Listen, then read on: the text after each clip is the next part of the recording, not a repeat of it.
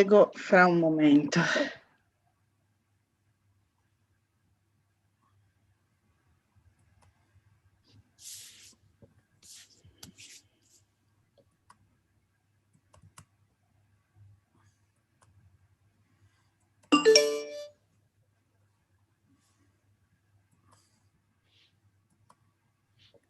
Patrizia? Ok. Buon pomeriggio a tutti. Good afternoon. On behalf of the Fondazione Luigi Einaudi and the Jean Monnet Chair of the University of Torino, I am delighted to welcome you to the third session of this conference. Is a European economy in the spirit of the VENTOTENE Manifesto still possible? Organized in the occasion of the 80th anniversary of the VENTOTENE Manifesto. This session is devoted to the European Union. The title is the European Union Challenges and Issues, and it is divided in two parts.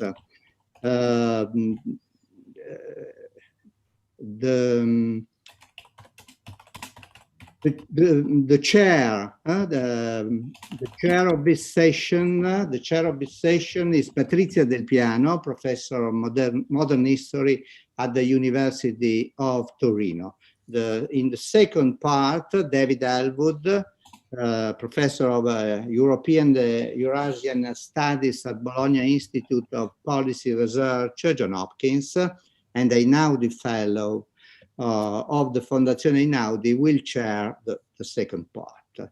I give the floor to Patrizia and thank the speaker and all of you very much for coming to this meeting.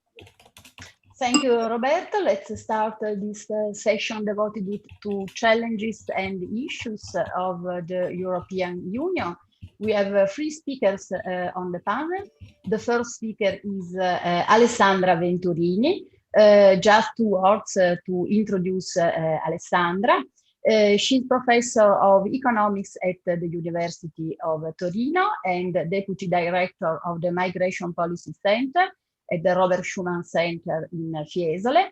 Her research interests are in labor economics with a focus on the effects of migration and foreigners' assimilation in the destination country and on circular and irregular migration.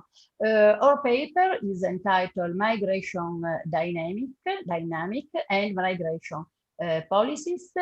Please, Alessandra, it's your turn. Thank you very much. Thank you very much for the presentation. Just a small correction. I am no more the Deputy Director of the Migration Policy Center. I am the former Deputy Director, but I want the chair on European Migration Studies. So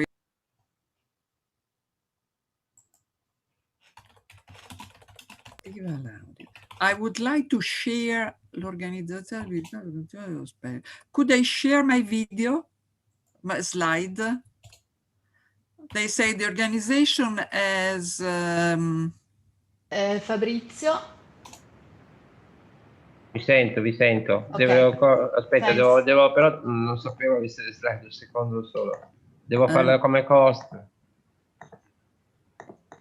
You see, it's very nice to speak after Luigi Einaudi because he's such an important scholar in the field. Può trasmettere, può sharare. Whatever I would say, we will never be so synthetic and clever as what he has done. Okay. I will try to go over the phenomena of migration in Europe. Before, migration was an intra-European migration. So there was in the 50s and the 60s, there was largely South European migration and to the northern country. And also later, in the 70s, non-European migration in Germany, 26%, in France 28%, in Belgium 17, in the Netherlands, in the UK around 40, 45. So at the beginning, Europe was the internal country, and the movement was from south to north. Little by little, however, all European countries became destination countries. The blue, also Italy, is becoming very dark, and all the other countries that entered the European Union became destination countries. And when there was the enlargement, the immigration was east to west, but at European level, the inflow from outside dominate. If you look, this is one of the traditional, the intra-European movement of citizens is only 20 millions, over 55 millions. So the migrants are mainly from Asia, Middle East, Africa, South Africa, North Africa, the Latin American, and also Russia, Turkey. So this has created differences inside Europe. And the Schengen Agreement that was signed the first time in 1986 created an internal union, the one that's called Fortress Union, extended to Greece, Denmark, Finland, and create a European space of mobility. This on one hand is very good because it's saying that European countries try to become a united space, a united union for labor, but also for social community. You see, mobility is one of the important drives of culture. And this is very important because this is the idea that had in mind the founder of the VENTOTENE Manifesto, the idea of create exchange of idea of people.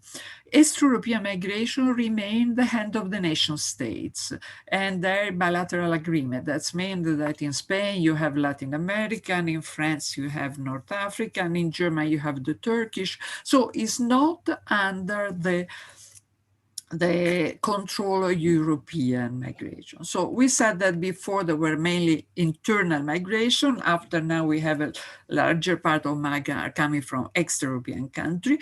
At the beginning, migration was labor migration, but after family reunification became more important. Initially, the migration was a temporary migration. Little by little became a settlement migration. This implied that migrants become European citizens. That is frequently forgot. For instance, you see, Ukraine is a country which is recently moved as migrant to to Europe, a lot of them to Italy, and the labor migration dominate the total stock of entrance. Morocco, which is instead an old country of immigration, family unification dominates the total inflow. In Turkey is the same, in Russia is the same. In China, you have mainly students. In Syria, of course, as you know, asylum seeker. So very little attention is devoted to the fact that the main driver of migration, so of migrant, is coming as family member. You have study and work. These are the last year. But what is important is that if you enter as labor migrant, in general, you have already a job. And your integration into the labor market is start at the beginning. 60%, 65% of the people already has a job. And they increase their participation in the labor market through time. After 20 years, 78, 80% of them are working. Instead, with family migrant, which is the dotted line, instead, they start at very low level. Little by little, after 20 years, they reach 60%. So that means that integration, the other line is asylum seeker. We will be back to this. So integration is becoming a priority which is in the hand of the countries, of the nation states. They have different welfare system, different employment office, different labor market regulation, and last but not least, different integration policy. Integration is on the third pillar of the European Union, so it's based on intergovernmental agreement. However, if we look at the data, here you see the employment rate. The black line are the natives. women and men. The blue dots are the European migrants, and the green dots instead are the extra-European migrants. As you see, the distance decrease, as in the case of Italy, where the natives has also little employment. Instead, when you look at France, the French has much higher level of employment rate, and the foreigner has a much lower level of employment rate. The same in Germany. For women is a disaster. If we look at the bottom decile of the income distribution, of course, these are done for people the same age, the same level of education, and so on. For men, fundamental, there is not big difference. The bottom decile of native, bottom decile of European migrant, of third national country are the same. But for women, it's a disaster. 30% of them are in the bottom decile. So for the integration is very important, especially for third country national women. Okay, ciao.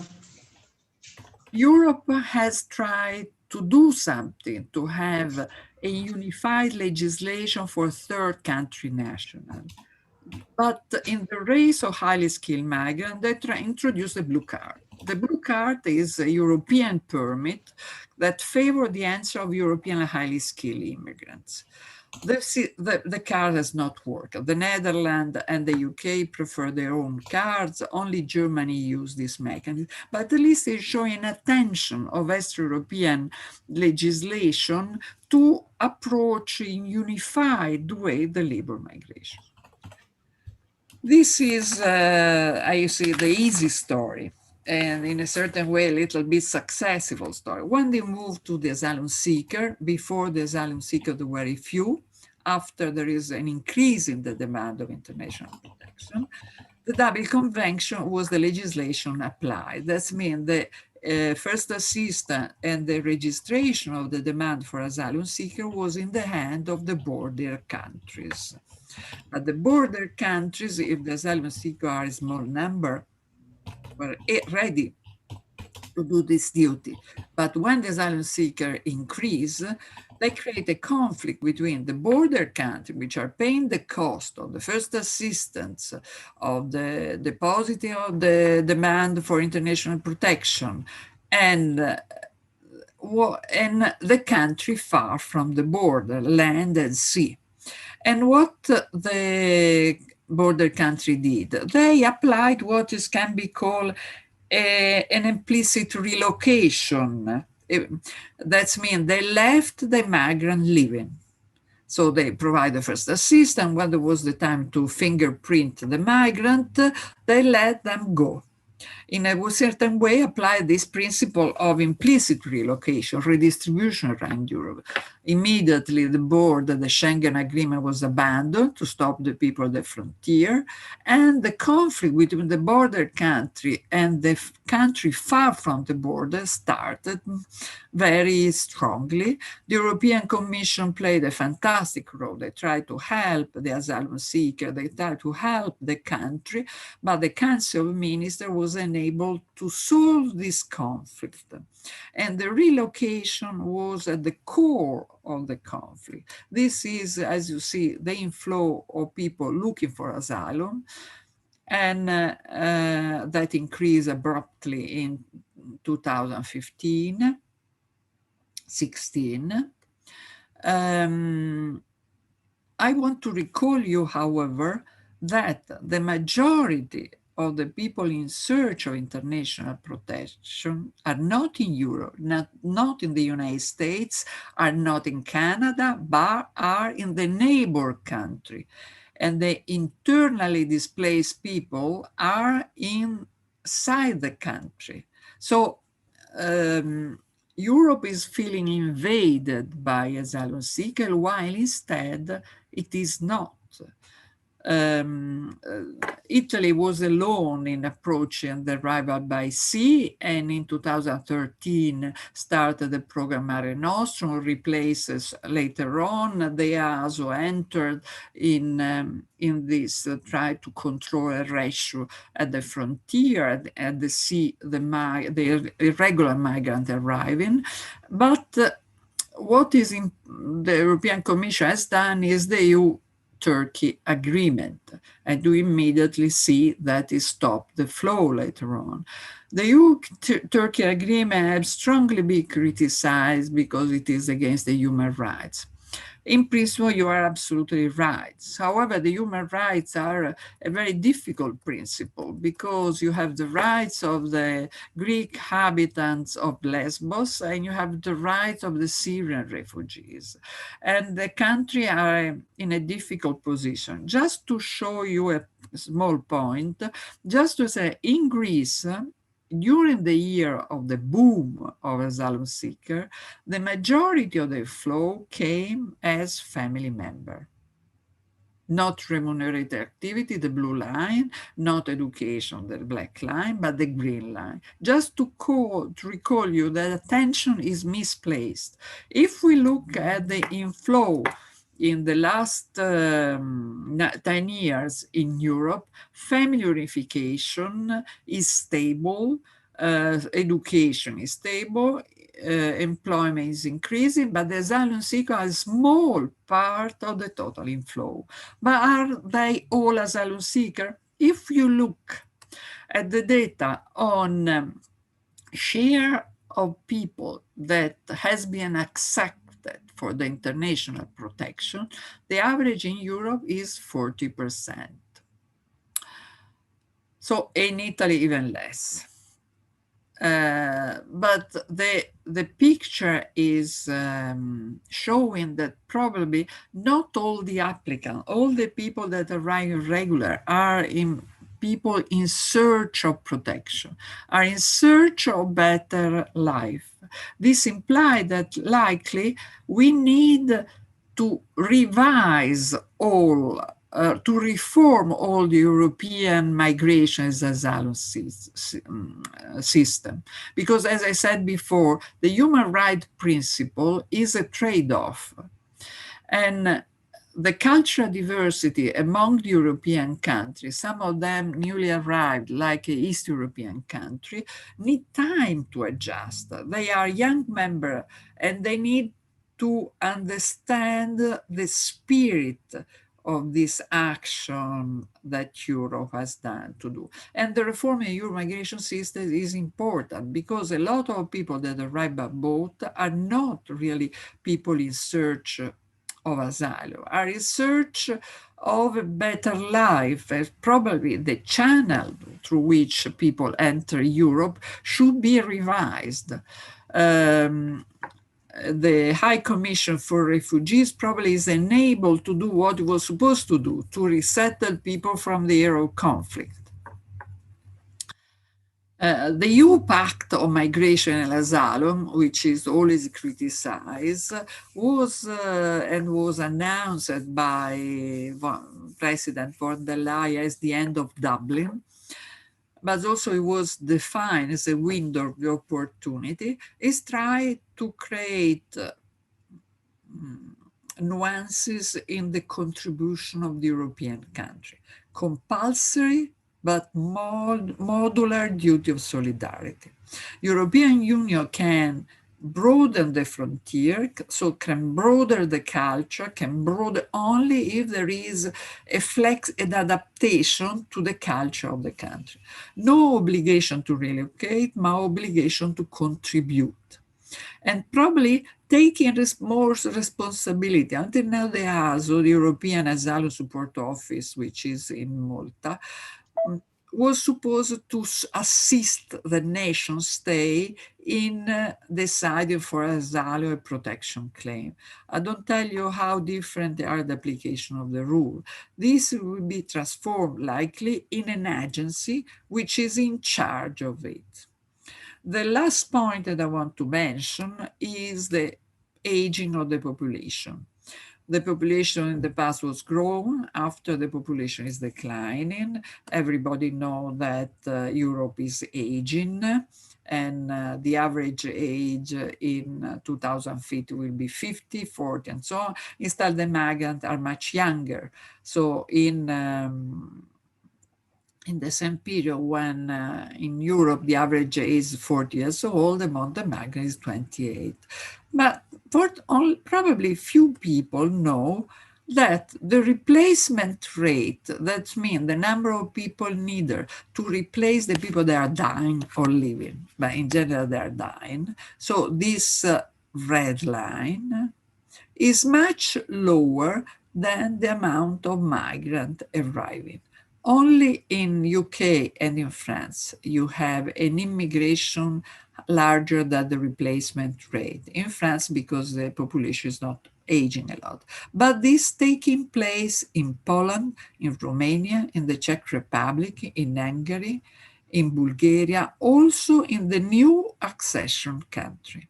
So this is important to see that migrants are important as member of the population, not only for the contribution to the labor market. They contribute to many fields because it's affected the labor market. The pandemic has showed the need not only of seasonal migrants in the agriculture, but also of doctors, nurses that were helping the health system. The welfare system, because they don't receive the pension and they use the welfare much less than the other. And the health system, because the caregiver has support for the aging of the population. The cost of the healthcare service by age group is exploding the more the population become old. So this is just what I want to say. I will just conclude.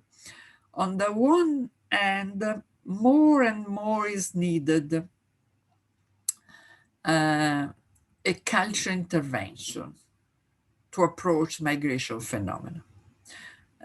The migration is perceived, and Manuela Belluati will develop very well this section, is all perceived as a phenomena that create emotion and reaction. And on the one hand, we need a pragmatic, a concrete tone, far from the emotion, in favor of the foreigner. This is dominating the debate. There are the volunteers, they work for the foreigner, they are in favor of the foreigner. They don't want to look at the rights of the people living there. And this creates a lot of conflict in the population of the destination country. And also far from the calculus of the political leader, which use migration to gain the election in the political arena. This is not only an Italian case, but also many other countries. This subject, migration, has been used in the election campaign, but probably because it's not managed or is managed ex post. And too much emphasis is given to the asylum arrival, and too little to the family unification arrival, to the integration of migrants. We need, and the pact seems to move in this line, a proactive management of migration issue, not a reactive one. And more attention is needed to the social policies, to the policies that favor to create European citizens. And the migrant will be the future European citizen. So more attention has to be done to their cultural integration, not only economic integration. We could imagine to have in the future, like in the United States, a black president, something like that. This is what I wanted to say. Migration is a very hot subject. Europe has made many steps, has created an internal market, has created a blue card for extra-European migrants. It has to work more on the integration policy, which are done not only to favor the entrance in the labor market. In Sweden, for instance, the Swedish model tried to push women into the labor market, also asylum seekers since the beginning, but not to favor their economic independence, because the unemployment rate that they receive are so high that will be economically independent anyhow, but to bring them closer to the culture, social model that is prevailing in their own country. And this is what Europe, the European Commission, the states, and the cities should do, because the migrant will be the future European citizen. Thank you very much for the attention. Thank you very much, Alessandra, for your presentation. We will listen to the three papers and discuss them at the end. The second speaker is Vera Palea. She is Associate Professor in Finance and Accounting at the University of Torino. Her research interests focus on the relationship between financial information and capital market behavior.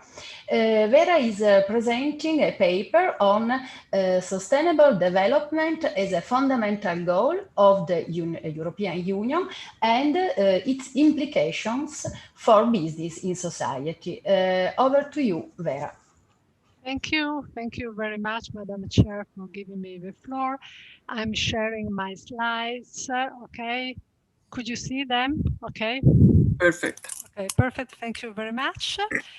Thank you for the invitation. It is really an honor for me being here at Fondazione Einaudi, having the opportunity to discuss with you the relationship between sustainable development, which is one fundamental objective of the European Union, and its implication for business in society. My paper is quite different from the one presented in previous section. I'm a researcher in business economics, and I have long investigated the effects of business and financial policies in the European Union on a variety of capitalism. Why I'm focusing on sustainable development and its implication for business in society. Just to give you a picture of the background for discussion, in recent years, sustainable development has emerged as a major concern for economy and society. And this is because, on the one hand, the global financial crisis has revealed the fragility of laissez-faire capitalism, calling for a new model of economy and society. From a business perspective, which is relevant to my paper, to my presentation, the global financial crisis has called into question the shareholder value maximization principle, which represents an exemplification of liberalism and financialization applied to company management, and has been core to the way of doing business so far. A number of studies have highlighted a strong relationship between the shareholder value orientation in business practices and a reduction in real investment and wages, which have been accompanied by an increase in social inequalities. Under the pressure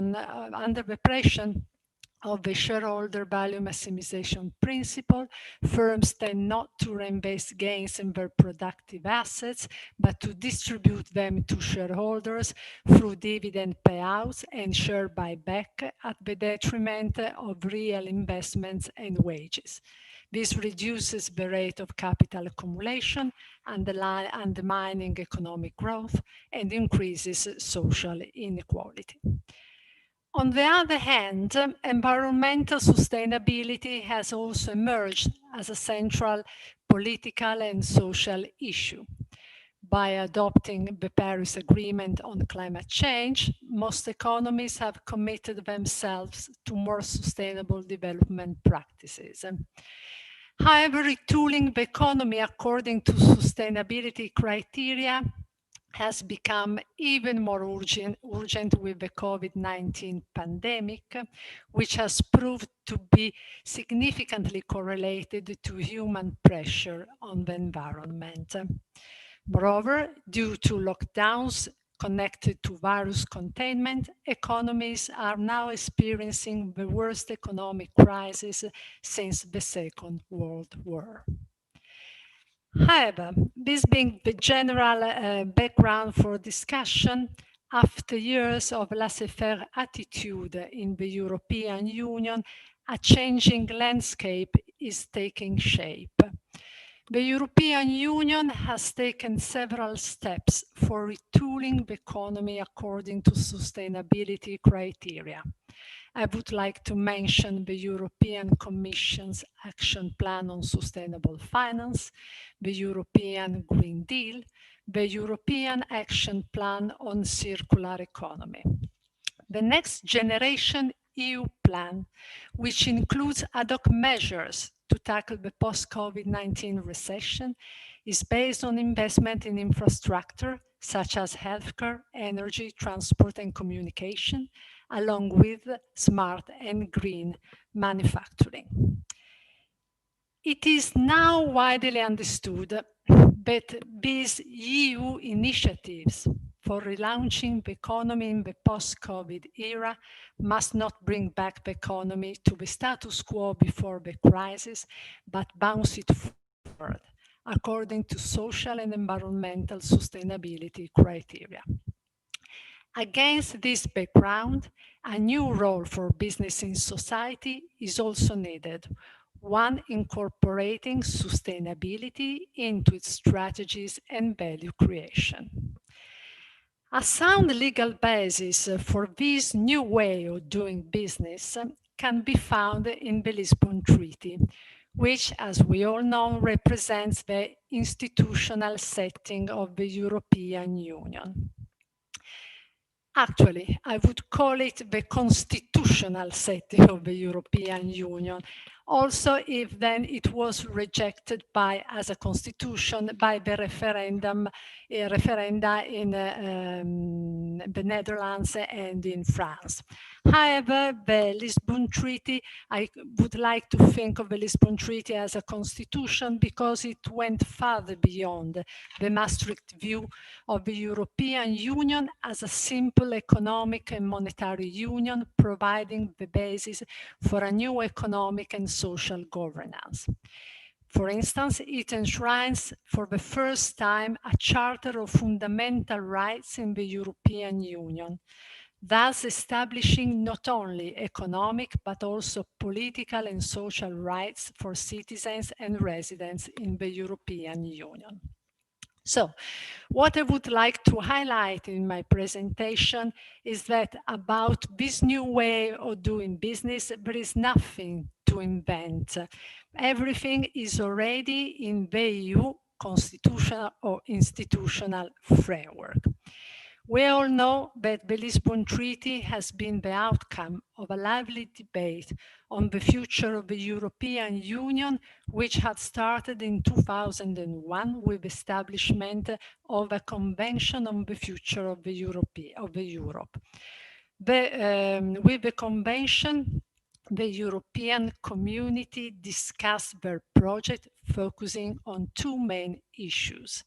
The first was to set the economic and social model the EU would pursue. The second was to define the powers which were to be transferred to the European Union. Indeed, sustainable development has been core to the European integration project. So, sustainable development is not just an objective of this or that commission. Sustainable development is a founding value of the European Union. The Lisbon Treaty states that the EU shall work for sustainable development based on a social market economy and shall promote social justice and protection. So, sustainable development and social market economy emerged as two fundamental values of the European Union. In particular, social market economy emphasizes the social aspect of sustainable development, bringing social factors into the mix for a sustained economic growth consistent with natural ecosystem preservation. Clearly, the view of society emerging from the treaty is quite different from the neoliberal one. Also, importantly for this presentation, for the purpose of this presentation, the Lisbon Treaty also defines the European competencies. And business law, which is included in the internal market competencies, is up to the European Union, and therefore, business law is regulated through directives and regulations. But according to the hierarchy of law, European regulation and directives rank lower than the Lisbon Treaty. This implies that reorienting business according to sustainability criteria, again, is not just a political choice of this Commission, but a requisite for EU policies to comply with the EU institutional setting. Any regulation which endangers sustainability is inconsistent with the treaty and therefore unconstitutional. The treaty, and making one step further, the treaty also contains a social clause requiring the European Union to observe the principle of equality of its citizens and to ensure that its social principles are reflected in all its activities. This implies that in the European Union, societal stakeholders are all on the same level. This implies that coherently, European business law shall provide protection of all the parties with an interest in the company, including creditors and employees beyond shareholders, and also society at large. Again, as is clear, the view of the firm in society emerging from the treaty is quite far from the neoliberal one based on the shareholder value maximization principle. While neoliberalism has an elective affinity with the proprietary view of the firms, according to which the firm is an exclusive vehicle for its proprietors to increase their wealth, the treaty entails, through the sustainable development, social market economy objective, along with the social clause, an entity view of the firm. The entity view of the firm is based on the social institution theory of business and considers the firm as a vehicle to serve all its stakeholders. Stakeholders from capital providers to employees, again, are all on the same level. Importantly, the entity view of the firm does not involve any sort of philanthropy. Profits still remain the material part of business. But in the social institution theory, there is a strong long-term connection between business goals, the stakeholder interests, and societal progress. While the proprietary view focuses on financial capital, the entity view focuses on industrial capital, focuses on real investment in the real economy. What counts is the generation of revenue from which to meet all the stakeholders' claim. Clearly, these two different views of business in society reflect not only a clash between different notions of economic performance or capital, but a clash between social models too. So sustainable development calls for a different purpose of the firm, which goes further beyond the neoliberal one based on shareholder value maximization principle, and requires incorporating sustainability into company management.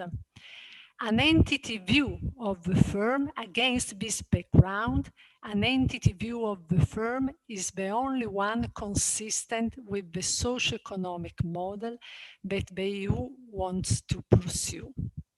But importantly, the entity view of the firm is not just a matter of academic discussion. The entity view of the firm finds a sound legal basis in the Lisbon Treaty. I would say that the treaty provides the entity view of the firm with normative status, which goes beyond a mere academic perspective and link this new way of doing business to the European Union founding values. After years in which the European Union has done almost nothing in this respect, now something is moving. And important changes in the direction of incorporating sustainability into the way of doing business are indeed occurring at the European level. For the first time, the European Commission mentions the need for a social license for firms to operate. And it is now requiring firms, after years in which firms have perpetuated the shareholder value ideology, to incorporate and to disclose sustainability in their strategy. Taken as a whole, the forces that can lead to a significant change of the role of business in society according to sustainability criteria are indeed now manifesting. And quoting Machiavelli, also this morning Mario Telò quoted Machiavelli, which was very much appreciated by Spinelli, I could say that these conditions are a proper context, a committed leadership and support.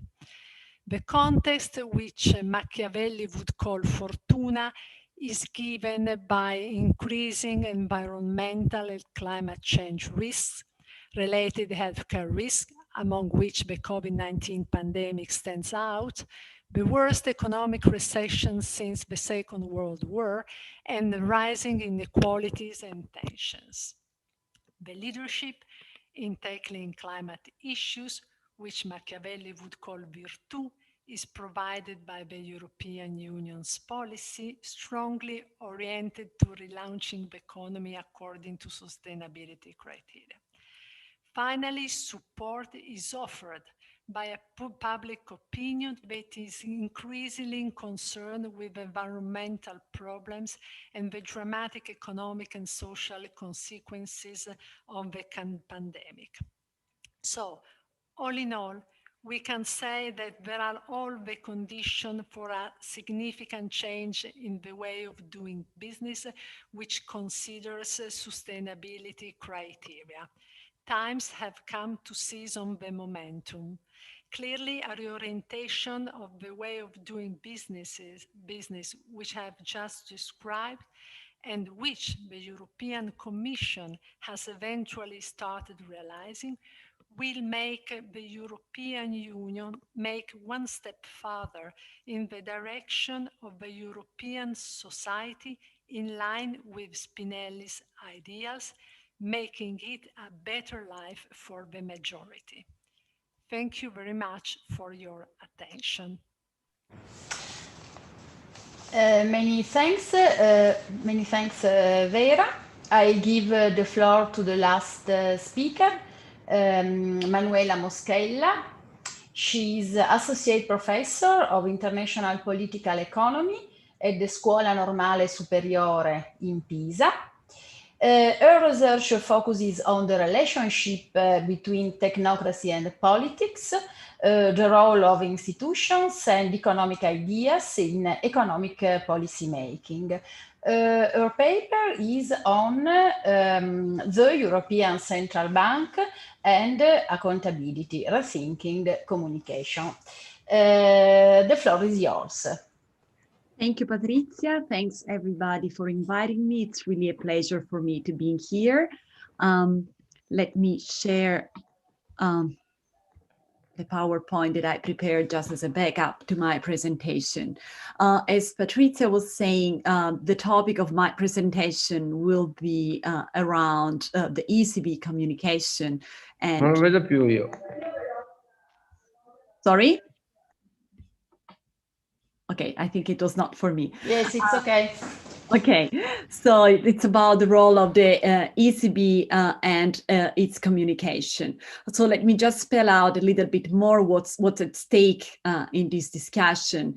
And this discussion is related to some of the themes that also Vera raised before. That's about the changes that are taking place within the European Union and its architecture.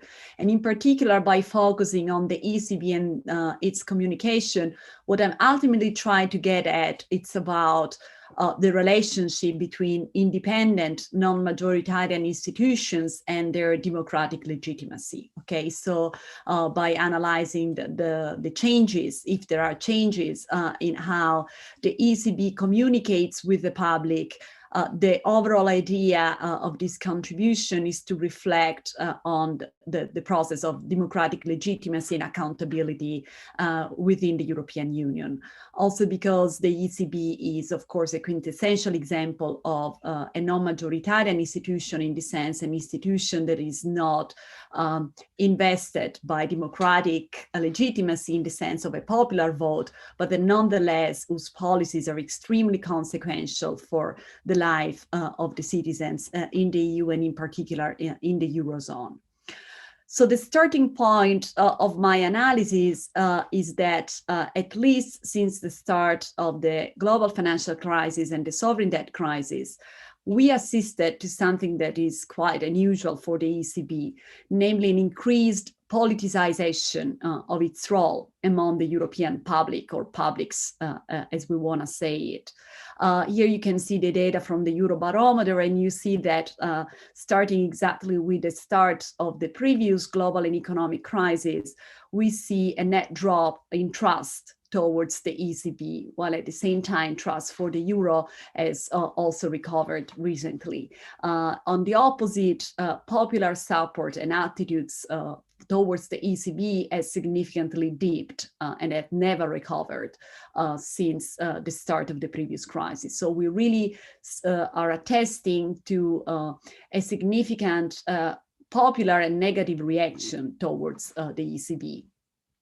And just to add to the unprecedented shift, the ECB has also been a target of unusual mass protests, right? There have been protesters surrounding its building in Frankfurt, and here you see the picture of a protester even interrupting a press conference during Mario Draghi terms of office at the helm of the ECB, which is extremely unusual, right? The ECB is not usually an institution where you see a lot of mass protests going on.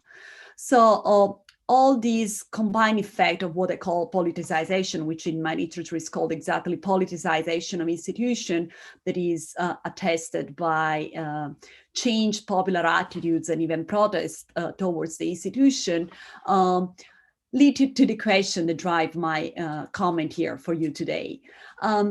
Because on the one hand, we have had several analyses that have examined the changes in public opinion attitudes towards the ECB. So we have a number of excellent analyses that have examined what are the drivers of people's changed attitudes towards the ECB, and in particular, how these attitudes have grown increasingly negative, right? And I think that, of course, although the debate is far from being conclusive, there is a broad agreement that economic factor and a deterioration in economic factor, and mostly unemployment, have been the main driver of this kind of backlash at the ECB. But if there have been a significant attention on the side of public attitudes, less attention thus far has been devoted on the other side of the equation, and so namely on the ECB. So how, as if at all, has the ECB responded to this unprecedented wave of popular and public criticism, right? And so this is exactly what I'm trying to get at. So how does the ECB respond to the politicization of its public image, to this growing negative public opinion? Does it ignore? Does it engage with it? And of course, answering this question, as I was saying at the beginning, I think it's important to get at the question of democratic legitimacy and legitimation strategies that independent institutions can use, right, to justify the role in domestic societies. So really the question is, somehow does the ECB listen to what European publics say, right, about their misgivings? So let me start with what we know about the literature. Of course, I mean, in recent years, there have been a lot of scholarship going on that try to investigate the relationship between central banks and the public.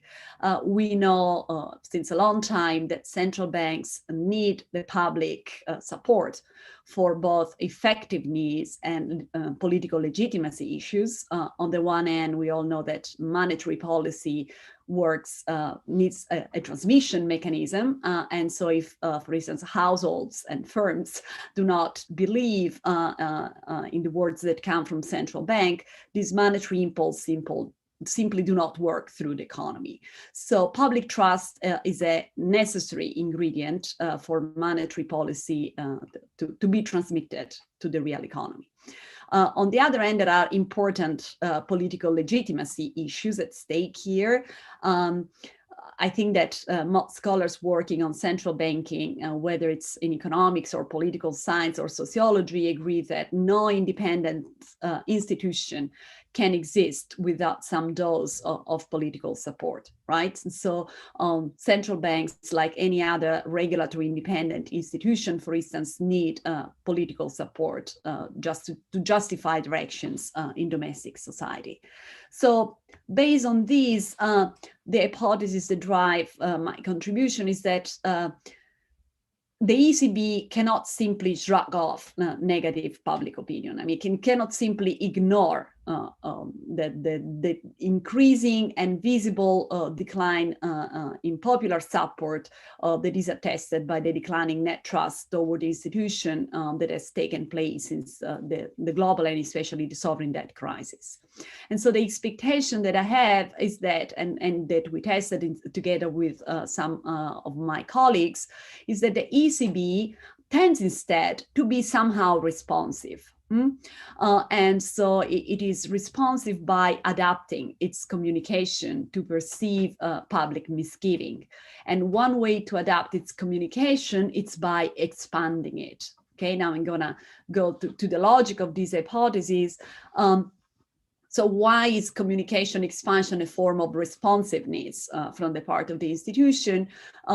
We hypothesize that it's a way to recast the organizational image of the central bank.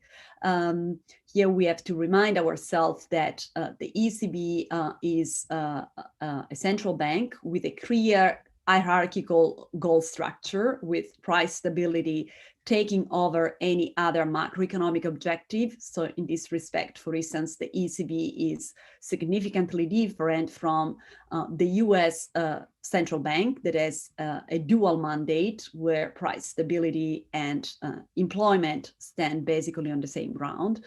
And traditionally, ECB communication, as studies on central bank communication have noted, has been a very focused communication, a very narrow communication, extremely targeted at conveying a message on price stability. There are several reasons. Some of them are also political. We know that the ECB is a peculiar central bank, also because it's a supranational central bank. So it is a central bank of 19 different countries.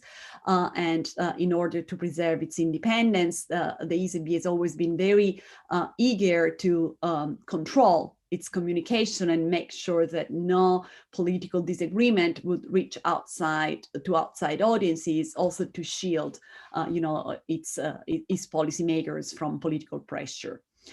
So we articulate that communication expansion would be a significant indicator of a change in the way the ECB appear to respond to the political context in which it operates, and in particular now the ECB response to public opinion. The other reason why we expect a communication expansion to be an interesting indicator of a change in the legitimation strategies that the ECB pursues is that by expanding its communication, an institution like the central bank can address multiple issues simultaneously, and especially issues that might be salient for different publics. And again, the fact that the ECB is a supranational institution, of course, implies that we have different European publics. And we know that even after many decades of economic integration, countries and the publics in different countries have a different hierarchies of the priorities and the policy priorities and the issues that are salient to them. So we still do not have a kind of common homogeneous European public. And so the existence of different publics in nation states offer a possibility of, by using an expansion in communication for the ECB to tackle issues that are salient in different countries simultaneously. So what we did in order to test this hypothesis, to test whether there has been a change in the way the ECB communicates with the public, and to ascertain whether this change in communication is attributable to this politicization of its role, as attested by negative public opinion. We used quantitative text analysis. We use automated text analysis, a technique that is called structural topic models. So basically, we applied an algorithm after we collected this data set made of all the speeches of the ECB governing council members from 2001 to 2017. So we had almost 1,500 speeches in our sample that were delivered by more than 100 speakers. Okay, so we basically collected all the speakers and we analyzed the topics. So what do European monetary authorities talk about, okay, in their public speeches, okay, when they address wider audiences, a different set of audiences. I won't go into the detail of course, of the methodological analysis, but I'm happy to discuss more. And in the paper I circulated, there are all the details. For me, it's more important to convey the main message about the changes in communication and how these changes relate to the democratic legitimacy of this important institution. So for instance, just to give you an idea, the algorithm basically provides you with different sets of topics, okay? So there are topics that relate, for instance, to monetary policy issues that talk, for instance, about interest rate policy, other topics that pertain to financial stability, in which you will find words such as banks, financial stability, and so on. And this is just a graphical representation. So then we constructed two variables. So we wanted to see how diversified the communication was. So how many topics, I mean, usually European monetary authorities cover in their communication with the broad public, as opposed to how concentrated, we call it core salience, they are on the main mandate of the ECB, that is price stability. So basically we constructed these two variables that of course are related, because the more there is issue diversity, the less there is salience on a specific topic. Okay, that makes sense, right? If you have, 1 hour and in 1 hour you speak of 10 different topics, you cannot have concentration on just a single one. And then, I mean, we basically tested whether this diversity, okay, this expansion in communication is related with public opinion trust in the ECB. And in general, I mean, and then I will focus mainly on the main findings. in general, we found that there is a clear correlation between trust and the way of communicate, the way in which the ECB communicates. So when trust increases, and so people, the European public has trust in the ECB, the less diversified the ECB communication is, and vice versa. So our hypothesis is that, when there is negative public opinion, the ECB somehow reacts to this negative public opinion by expanding its range of topic, was validated in the empirical findings. We also had some interesting results because we also unpacked the audiences to which the ECB speak to, for instance, and we found that the most important audience for our purpose was the political one. This could also have been the case because, for instance, when ECB policymakers present their policy decisions to the public, whether it is in a press conference, for instance, the type of speech they deliver is much more preset. But as I was saying, for me, I'm happy to discuss more about the findings in more detail, but the main point that I think I want to make for the purposes of this conference is that, there is a correlation. The ECB, we used to think of the ECB as a kind of institution that has been always justified its action, mostly in terms of what is called output legitimacy. That is to say, to the extent to which the ECB ensures price stability in the Eurozone, it doesn't need to justify itself other than that. This is the usual mantra that also comes from the ECB. But here we found that at least starting from the global financial crisis and this drop in public confidence from the ECB, that there have been some significant changes in this perception and in the way in which the ECB tries to legitimize its role in the European political system, because there are indications that the ECB in fact responds to negative public opinion, and it responds by adapting its message and expanding it. So in a certain sense, and I use it in a provocative way, the ECB listens, it's responsive to the public. Then of course we can all discuss whether just expanding communication is really a mechanism of legitimation. Of course, I don't think so, but it speaks to some important changes going on, that even an independent, non-majoritarian institution is fragile and vulnerable if there is not enough public support, especially in a time where populist politics was on the rising. And so, also for the way in which the European political system is built, even one of the most independent central bank in the world needs, popular support to survive and thrive. So I will stop it here. Thank you. Thank you, Manuela. Thank you, Alessandra. Thank you, Vera. We can now start the general discussion. Feel free to ask any questions or to make any comments.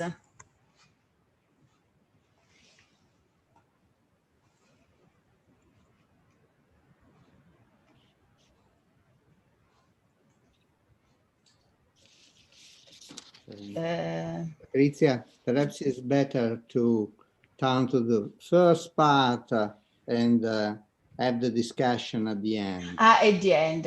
Okay, so I give the floor to David Ellwood, and then we will discuss the sixth presentation at the end. Thank you very much. Thanks, Patrizia. Thanks to the speakers. I would like only apologize that we have to reverse the order of the speeches and anticipate the second part of the session due to the technical problems of connection. So now we are able to turn to the first part of the session. So I give the floor to David Ellwood. We will chair the session part one.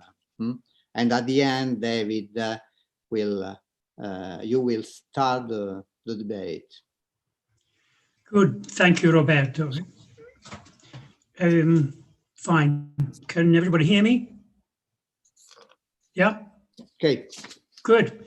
Thank you. Yes, I'm sorry about the technical problems, which were extremely exasperating.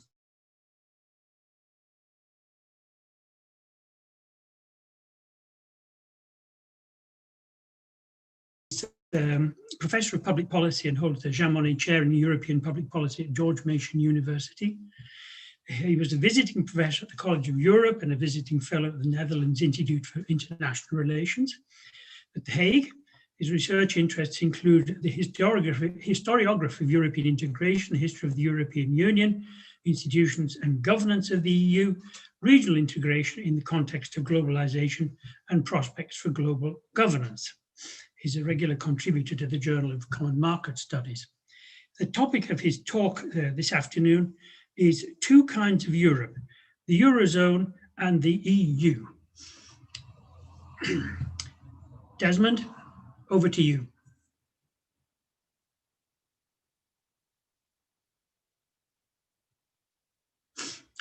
Desmond Deenan, are you there?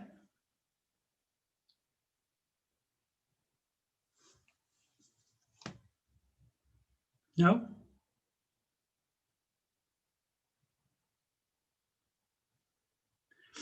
Well, let's see who else might be there. Is Ben Crum there? Yes. Ben? Yeah. Hello. Hello. Well, I think I'll give the floor to you. Okay. Because our first speaker in the list is not actually present, or so it seems. So Ben Crum is Professor of Political Science at the Free University of Amsterdam and Scientific Director of the EU School of Governance. That's the University School of Governance. He holds a PhD from the EUI in Florence. Before joining Free University in 2004, he worked at the Center for European Policy Studies in Brussels at the University of Twente. He's also held visiting positions at the University of Victoria in Canada and Harvard University. His research focuses on the way processes of internationalization, European integration in particular, affect established practices and understandings of democracy and solidarity. The title of his talk this afternoon is The Defeat of the Constitution Project and Its Effects. Ben, over to you. Okay, thank you, David.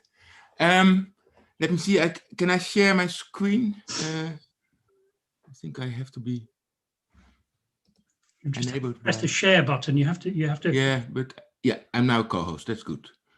So let me just see whether this works.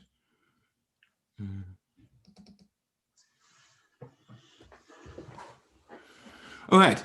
So I am going to talk about indeed the impact, the still lasting impact of the Constitution project of the first years of the 2000s on the prospects for a more democratic Europe. And I've added a main title actually to the title assigned to me, which very much posing a hard choice. Do we have to choose between integration or democracy? Or can we have it all? Is this cakeism, to speak with Boris Johnson? Can we have our cake and eat it? Can we have integration and democracy? Or is this a harsh choice? And this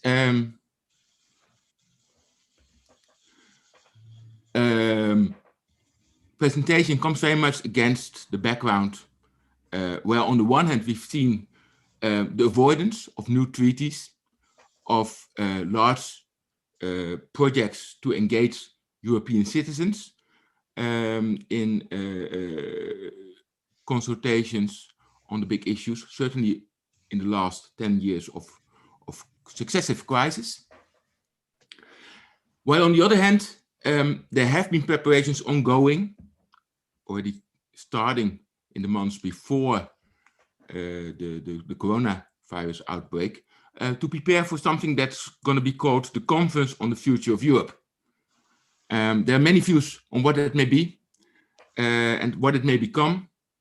And I guess many participants at this conference would still say, well, maybe this is another way to put the agenda of the VENTOTENE manifesto back on Europe's horizon. Well, we have to see.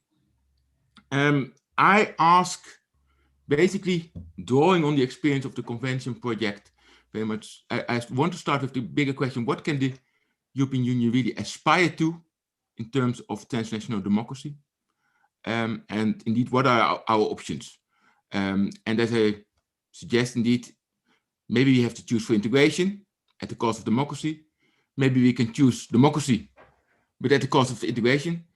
And maybe we can escape the choice and have both, or at least aspire to have both, integration and democracy. Let me first go back a bit about, say sketching the normative background of my paper. And it moves a bit away from the running theme of this conference, the VENTOTENE manifesto. There, of course, the primary idea was very much, and there are many people, of course, who have already spoken, who know much more about it than I can even aspire to. But the central idea was very much a notion of European unity.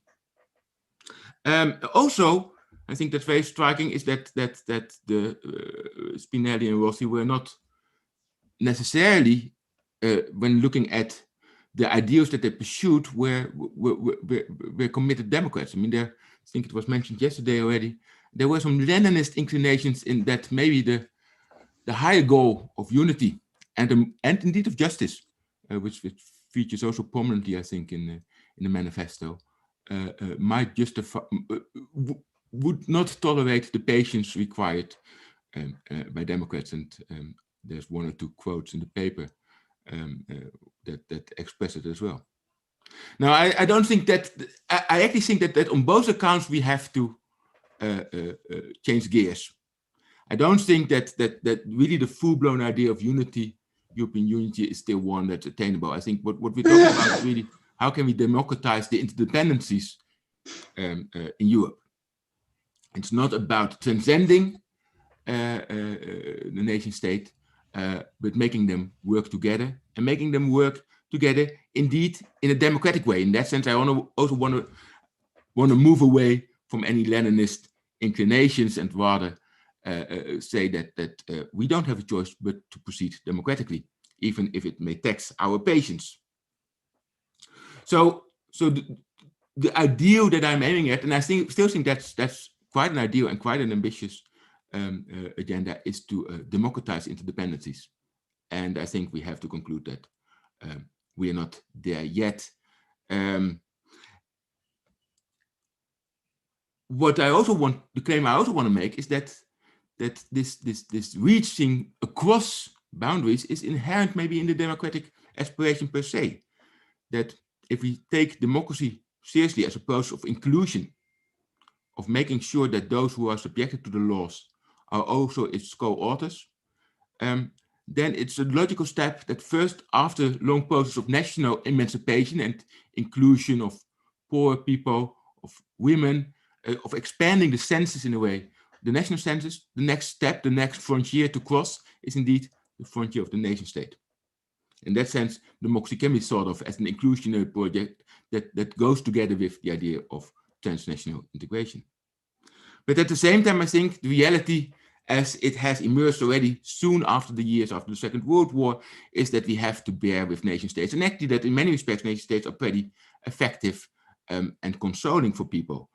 So if we aspire transnational democracy or democracy across boundaries, then it will have to be a supplement, an extra on top or besides national democracies, rather than substituting for them altogether, which I still think is the way I read the ideal in the VENTOTENE manifesto. And as I said, we're not there yet.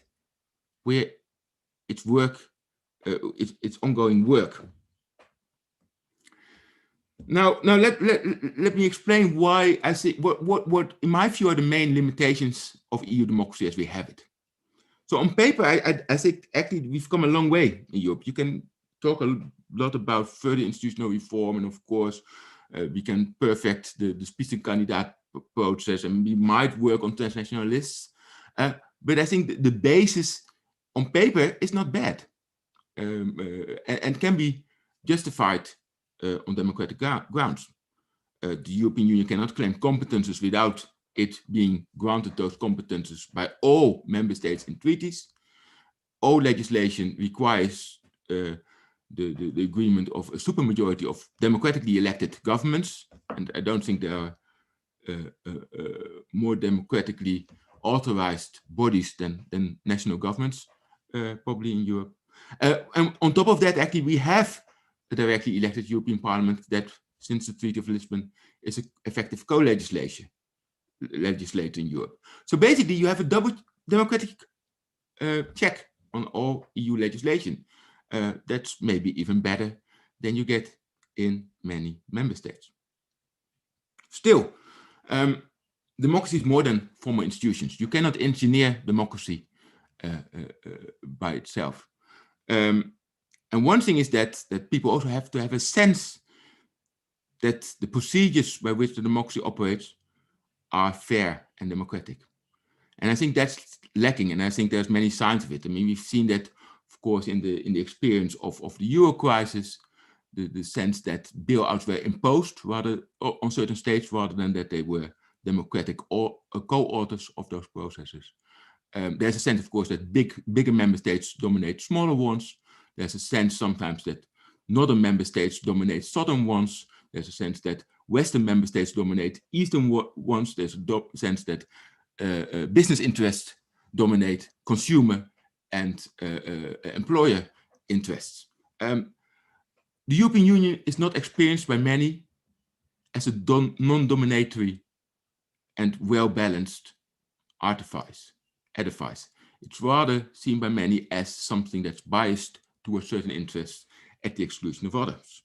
And that's basically reflects that it's the outcome of a process of interstate negotiations, but we've never succeeded in getting to that constitutional moment where its constitutional structure was reauthorized by the people. And the one time that we tried, and I will be discussing that in a minute, it failed, at least in 2 member states, but also because many other member states felt that if they would ask their peoples, it probably would fail there as well.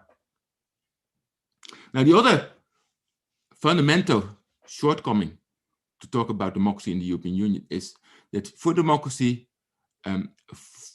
for the ability for citizens to share and democratically authorize a joint democratic systems, they need to be able to communicate with each other. They need to be able to appreciate each other's standpoints, interests, values, to learn from each other, and to, in a way, internalize some of the differences that exist within the polity. And of course, it's no story, we don't have a joined up European public sphere. We talk about each other, and probably more so than ever before. In Holland, we love to talk about the Poles and the Greeks, but we don't really talk with them. We don't share the same space of conversation, except at a very high elite level, like us people here sitting today. But when it comes to political events, big political decisions, we perceive and discuss them very much through national lenses. And somehow we haven't been able to provoke an EU-level public sphere.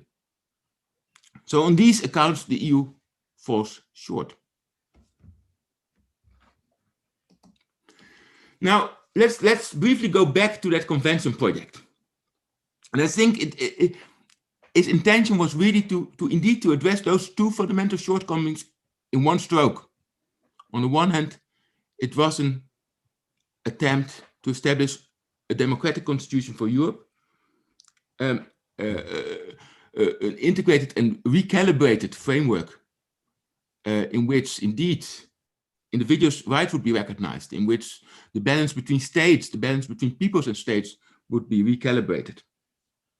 And on the other hand, it was in itself, performatively, it was an act to try to engage, to provoke an EU-wide democratic and deliberative debate. And I think many people, and I will come back to that, look back at the convention project in a way, are traumatized by it.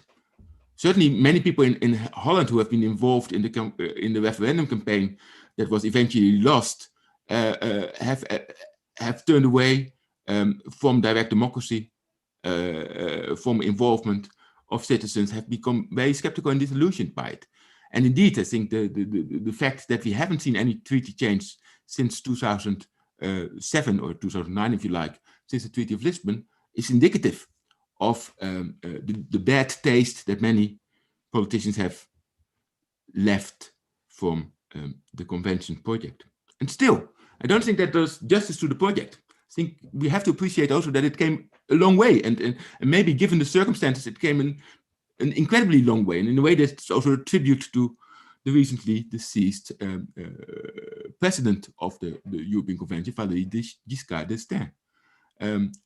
The convention succeeded in formulating an ambitious reform proposal, a fully integrated, fully recast constitutional treaty that indeed has still many of the individual proposals have re-entered as the Treaty of Lisbon. It did build an incredibly range of support within the convention. I mean, in the end, the eventual draft from the convention was adopted by I think, what is it? 96 of the 104 members of the European Convention from all countries, including new member states. That's an incredible feat, I think. But of course, there is the bad aftertaste of the referendums in France and Netherlands, and they reflect at least two things. One is that elite deliberation and the ability to forge consensus and compromises among elites failed to trickle down and engage to the public at large. And by the time it did, it was too late. Then the text was already set, rather than that the public was involved in the formulation of the text itself. So it felt like it was kind of confronted with a done deal. And there were blind spots in the Constitutional Treaty, not least in terms of building a social Europe. In that sense, some of the remaining biases or imbalances of the European Union construction remained. Now, so what you've seen basically, and that's, I mean, to put it very harshly, is that since 2009, or maybe arguably since 2005, we've seen integration without democracy. European leaders have pushed forward the integration project. The Lisbon Treaty was kind of brought in sideways. It didn't come back to a referendum in France. It didn't come back to a referendum in the Netherlands. It did have a referendum in Ireland. And I think that was a very interesting experience because they rejected it the first time around, but then there was a declaration added. And I think there was a higher turnout the next time. And the second referendum did endorse the Treaty of Lisbon in Ireland. But since then, we've been very busy with all kinds of crises. We've been listing them several times already today. The Euro crisis first, then of course you had the migration crisis. We've seen Brexit. We now have the COVID crisis.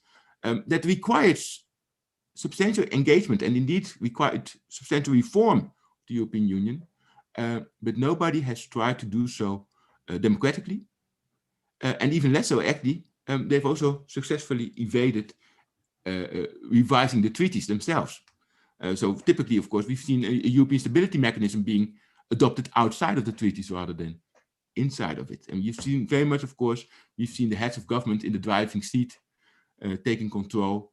We've seen prominence, as Manuela just highlighted also, I think, in that a lot of the big measures were adopted by technocratic institutions, like the European Central Bank, at a further distance from the people.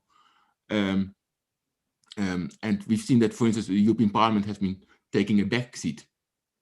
So basically what we've seen is that we've dealt with the crisis decade that's behind us, or in which we are still, by way of evading democratic consensus building. And that's, of course, that's perfectly understandable. Probably if I were a head of government, I would do the same. I mean, who wants to enter into a big treaty change process with referendums? Know that with 28 or 27 remaining member states. So with incredible diversity in Europe, and indeed with some countries now sliding beyond democracy.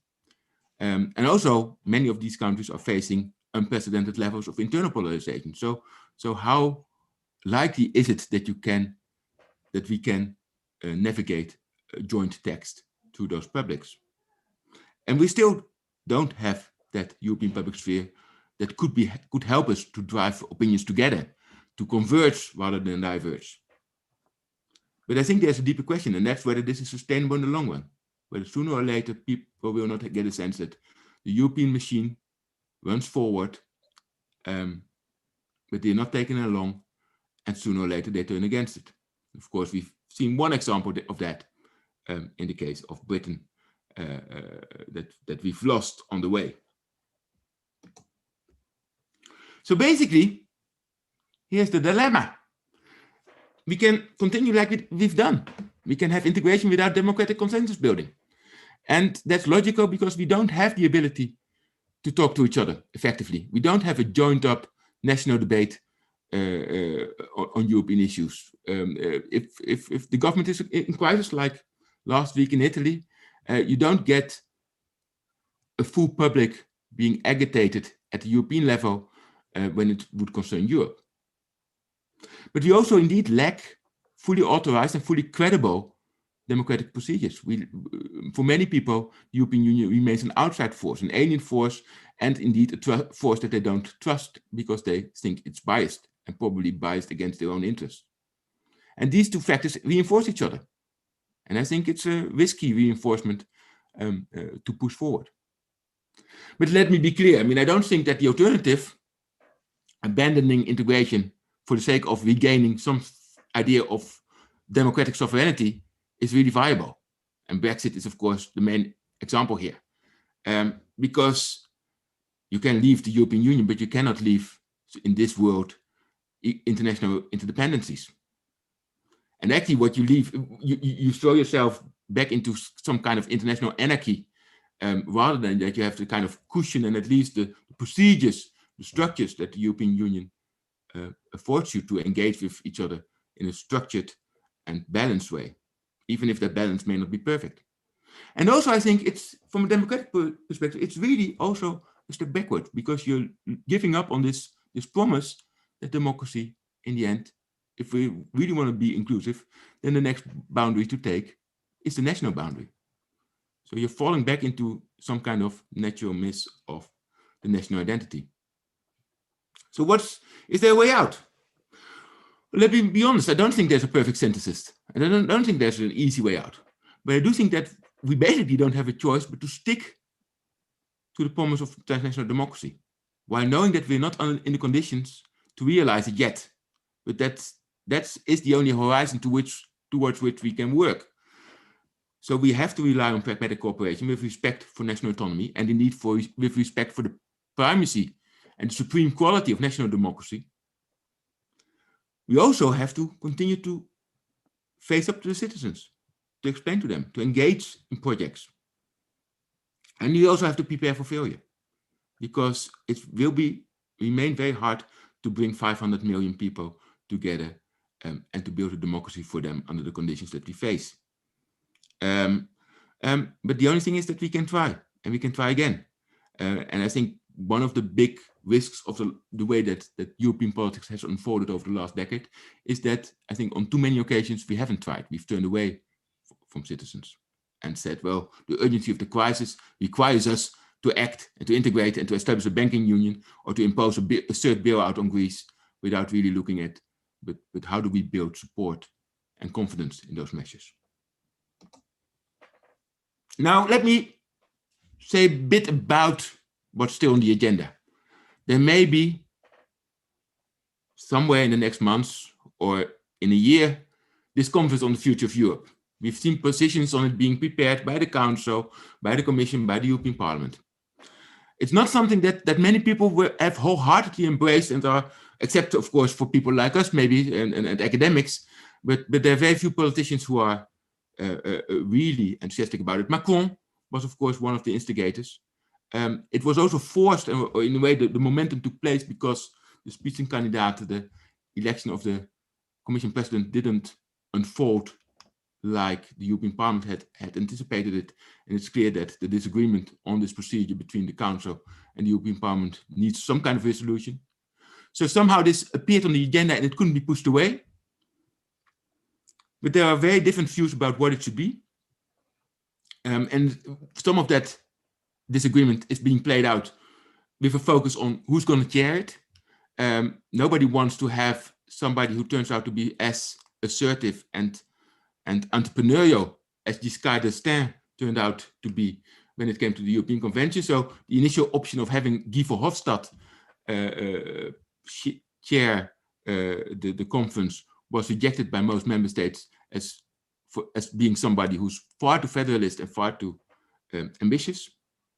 What the alternative candidate, who that will be, is still unclear. But it's quite telling, I think, that even this rather simple issue cannot be resolved yet. The Council has also insisted that if we're going to have a conference, then we would like it to be about substance, about policies, about indeed the Green New Deal, maybe about health. Why not? We all talk about health these days, but please not about institutional reform, let alone about treaty reform, because we don't want to go into that direction of needing ratifications and indeed having referendums, or indeed asking the people. So there's a big risk that we get a great circus of a lot of talking jobs. There are conferences foreseen in all member states and citizens' deliberations. I know that, and you engage a lot of people, and you have local exchanges of selected samples of citizens to talk to each other, to learn from each other, which will be burnt-learning experiences. But the price to pay is that whatever comes out of this circus will be advisory or interesting, but not consequential. And of course, COVID is a great excuse to postpone the whole thing. So to be honest, I'm not very optimistic about this thing. At the same time, I'm very happy that we're doing it. And it's very much in line with what I just concluded about our options. We have to continue to have these debates. Another lesson of the Convention project is that once you have such a debate, it may rise beyond itself. It may become bigger than its mandate would have allowed it to be. It may take off. It may reconstitute itself. And at the same time, yes, under the conditions where we are, without a trusted constitutional framework, without an effective European-wide public sphere in which citizens from all across the Union can recognize each other, failure is very likely.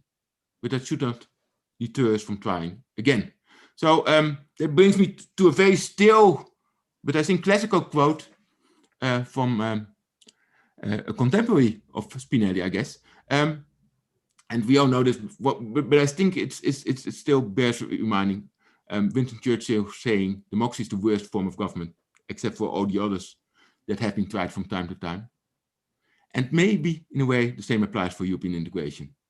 It may be the worst way to organize our polity in Europe, but we don't have a better alternative. Ask the Brits. Thank you. Thank you, Ben. Thank you very much indeed. I'd completely forgotten about the European Convention. Great. Oh, that's telling. Yeah. On to our next speaker, Marinella Belluati. Marinella, are you there? Yes, I'm Excellent. here. Very good. Okay. Marinella is Associate Professor of Sociology at the University of Turin, member of the Italian Political Communication Association. Her research interests focus on qualitative comparative analysis on urban regeneration, election campaigns, media representation of intercultural society, and media discourses about citizenship and multicultural society. Thank you. Marinella, over to you. Thank you. I can share my video because I have some slide to present of we prefer I can speak without the slide, and I send excuse me only now a chapter book that I wrote with English colleague Jim Newell about the question of the Europe and the left resisting in the populist tide.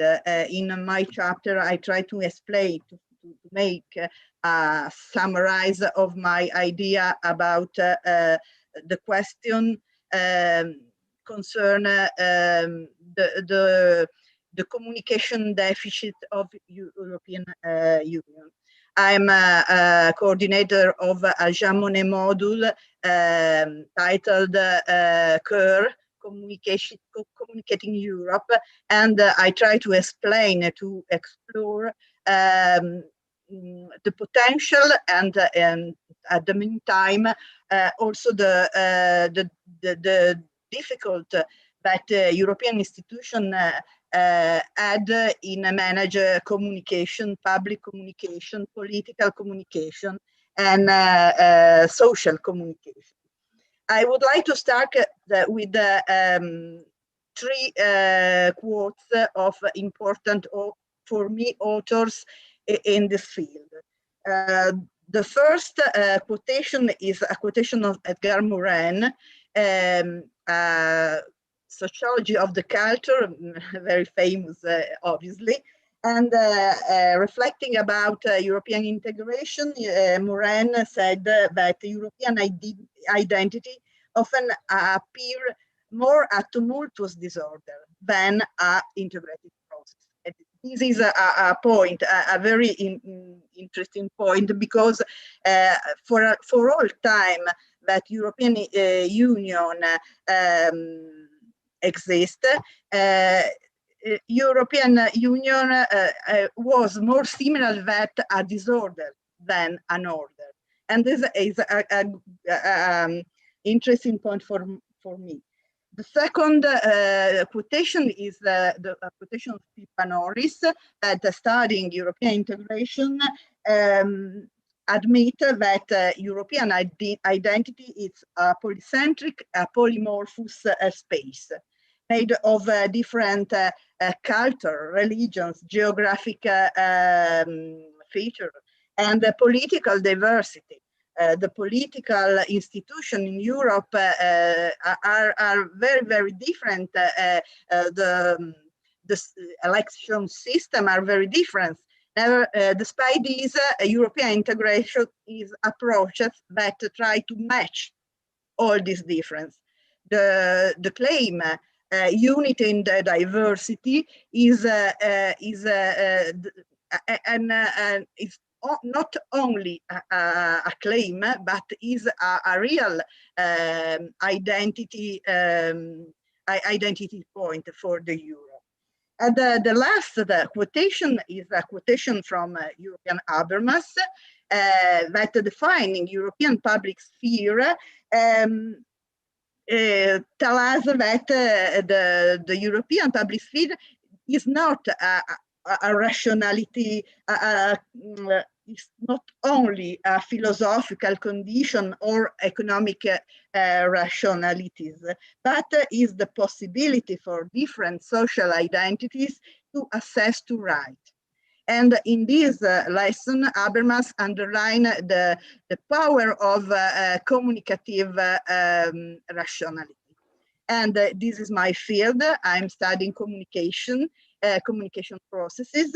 And in these few minutes, I try to describe my theoretical point of view, a theoretical point of view that are with me in my research and in my focus. We start from a consideration. In the 1993, Jacques Delors estimated that over the next 20 years now, the 80% of decision, national decision, was influenced by European institution decision. And this is true. If we analyze the national policies in each country, we can affirm that a lot of decisions in very important fields are influenced, pushed by European policy strategies. And the advantage for all countries is evident. I'm a Europeanist person. This is my problem, but we can admit that, for example, for the bureaucracy, for the advancement of social services, European Union was a very important player to improve and to try to homogeneize some decision processes. And for example, in the climate decision, in the food, in the Alessandra Venturini will tell us in the migration policies, the role of Europe are very important, are very strategic. It's not even more effectively, but the question is on the stage. And the European public opinion is a more vague, have more vague sentiment. In some cases, for example, after the economic crisis of 2008, the trust in Europe to contrast the negative effect of economic crisis was very high, more than national one. And this is a good point. I think that now the pandemic situation will be interesting to measure the trust in Europe after this turning point, because for the first time the action of European institutions are very strong in a common sense, in a common wave. And I hope that the European citizens admit and recognize this point. But we have at the stage the risk of European integration, that populism of a renewed national perspective. This is a question, a problematic question for European institution, and the risk of the situation after the Brexit, after the Greek crisis,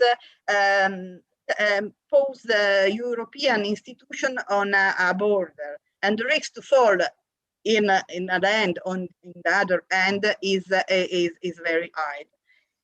Nevertheless, I was optimist. I will try to describe with two concepts that in my studies are positive, but at the meantime very linked. The concept of democratic deficit and the concept of information deficit. The democratic deficit, literatures tell us what is. The means is that usually the European institution, the European decision, and the European mechanism to decide the policy is very obscure, is very far from citizens. Usually citizens are not able to understand the real meaning and the complexity of this project. But this is a question of organization of institutions that are very different and very complex. And this is difficult to translate this complexity for a general, common public opinion. In the European election, for example, this is clear that is not simple to translate the political sentiment translate this in a European perspective. European election campaigns usually show us that it's very difficult for citizens to be consciousness to vote for Europe, because the national behavior, the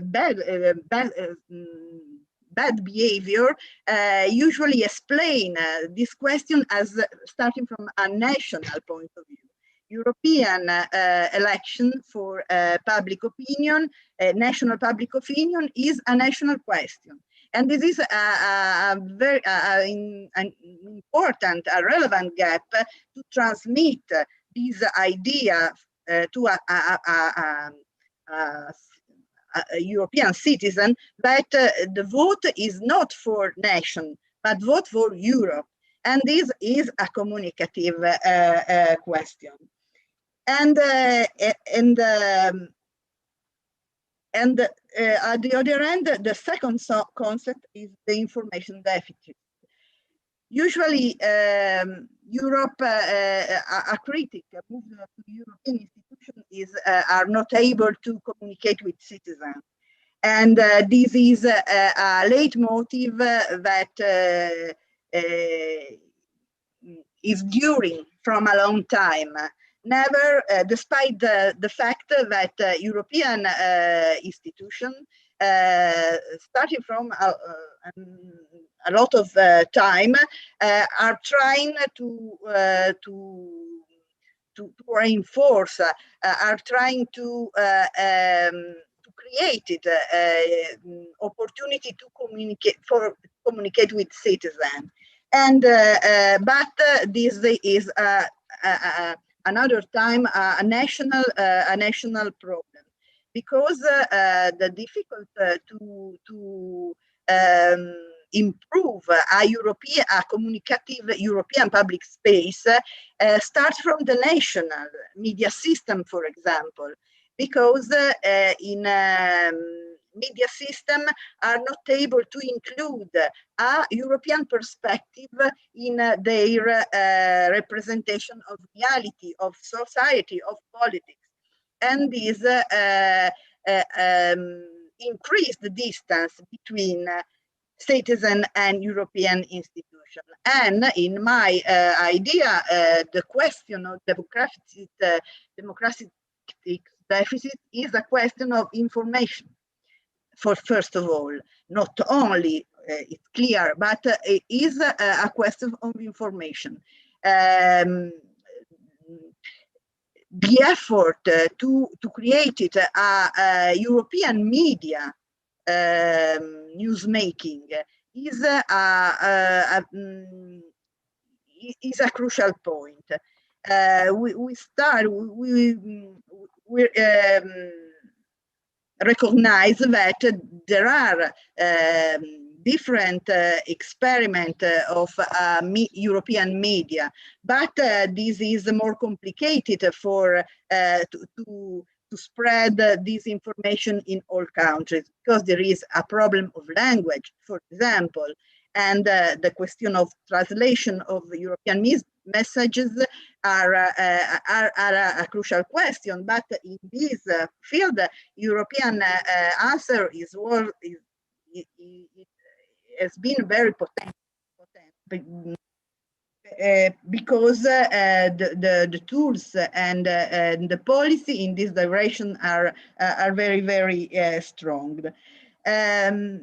Usually for the national media system is not clear that are only part of a system in which the link between media and politics are very strong. National politics for the national media is very different to understand the salience of this public space, and with the consequences that usually the national media are not able to build a good newsmaking about Europe. In my experience, for example, is not easy for national media also to recognize the different institutions. If we read, if we hear news in television or read a paper, usually we can find the wrong, a confusion between Parliament, European Parliament and European Commission nowadays, and this is a problem of system, media system, of a skill of journalism that is not able to match this. My point of view,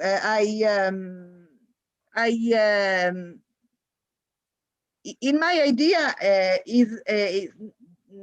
doesn't exist a public space Europeanized. There not exist a real Europeanization of public sphere. In the means that usually the information of the subject of information of the subject of the decision are the nation, are not Europe. And this change of grammar presentation could be a good result. To read the processes starting from the point of view of Europe usually could be give to observer another kind of lecture of situation. On the contrary, this situation is often read from starting from a national point, and this is a question is not a simple question. It's a very crucial question. But we must admit that the presence of Europe in a national agenda, in a national public space is increased. But the wrong of journalism is not to Europeanize your point of view, but it to adapt the national Europe to a national point of view. And this is a question. Usually, if there are the good result, journalists attribute this to nation.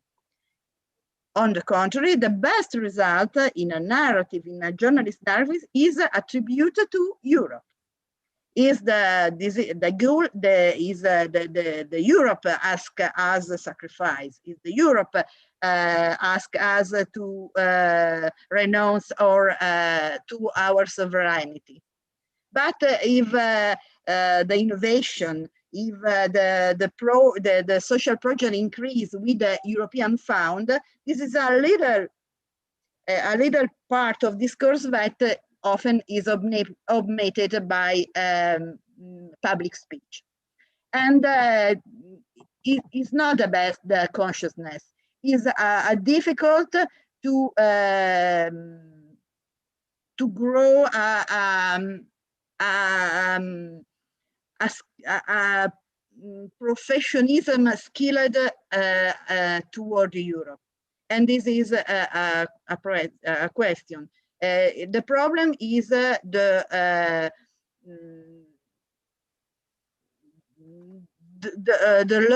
skill that journalists have to describe the complexity. And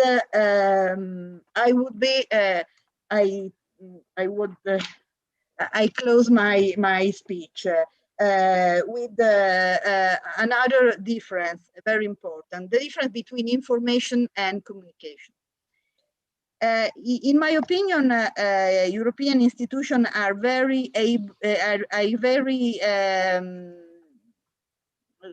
the force of European institution in information strategy as very hard, very important.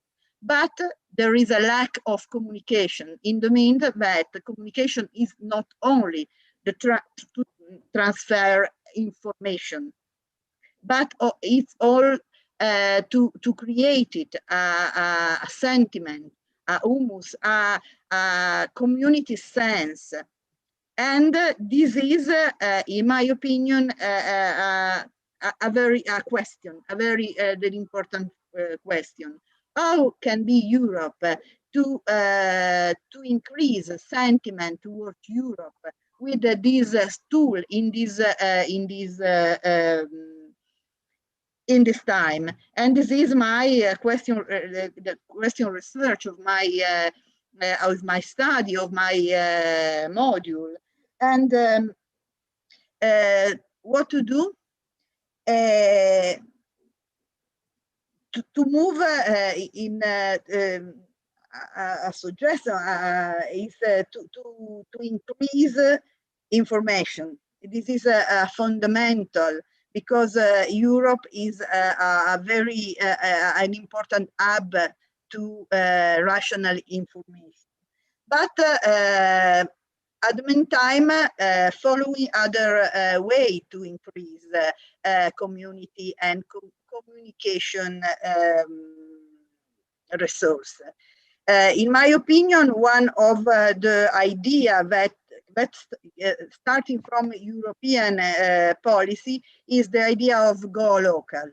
Going local is the European strategy that describes, for example, cohesion policy. The idea that all levels, geographical level, must be involved in the creation of European integration, and the idea that people, citizens, must be engaged directly in the construction, the build this space is a good idea. Also the idea that communication strategy must be a multi-actor and multi-sector fields. Not only institutions, not only politicians, but only civil society. And this is an idea in the middle, from people in general to institutions. There are a middle sector. It is the civil society that are very dynamic. And usually this is a part of discourses that is ignored, but all. And this is an idea to potential the resource, the visibility of this intermediated sector, because this is the sector in which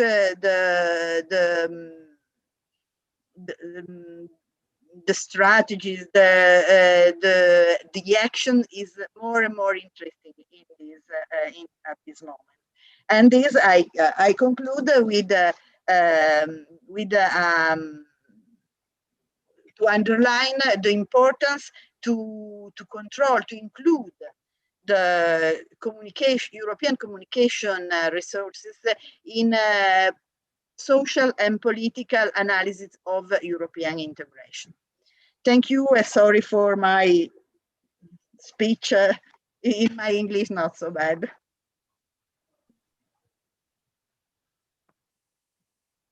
Thank you. Thank you very much, gentile collega. I wonder if Professor Deenan has appeared, if he's able to reach us from Washington. No, I'm sorry, we cannot get in touch with Desmond Deenan. Apparently not. We encountered many technical problems. I am very sorry. Yes. Yes, that is a shame. Well, at that point, we'll just have to open the discussion, the general discussion, which can involve all the speakers of this first part. And I wonder who would like to take the microphone, who would like to raise hand and make a contribution. I've got my own question, but I certainly will not impose it before anybody else. Mario Telò, go ahead.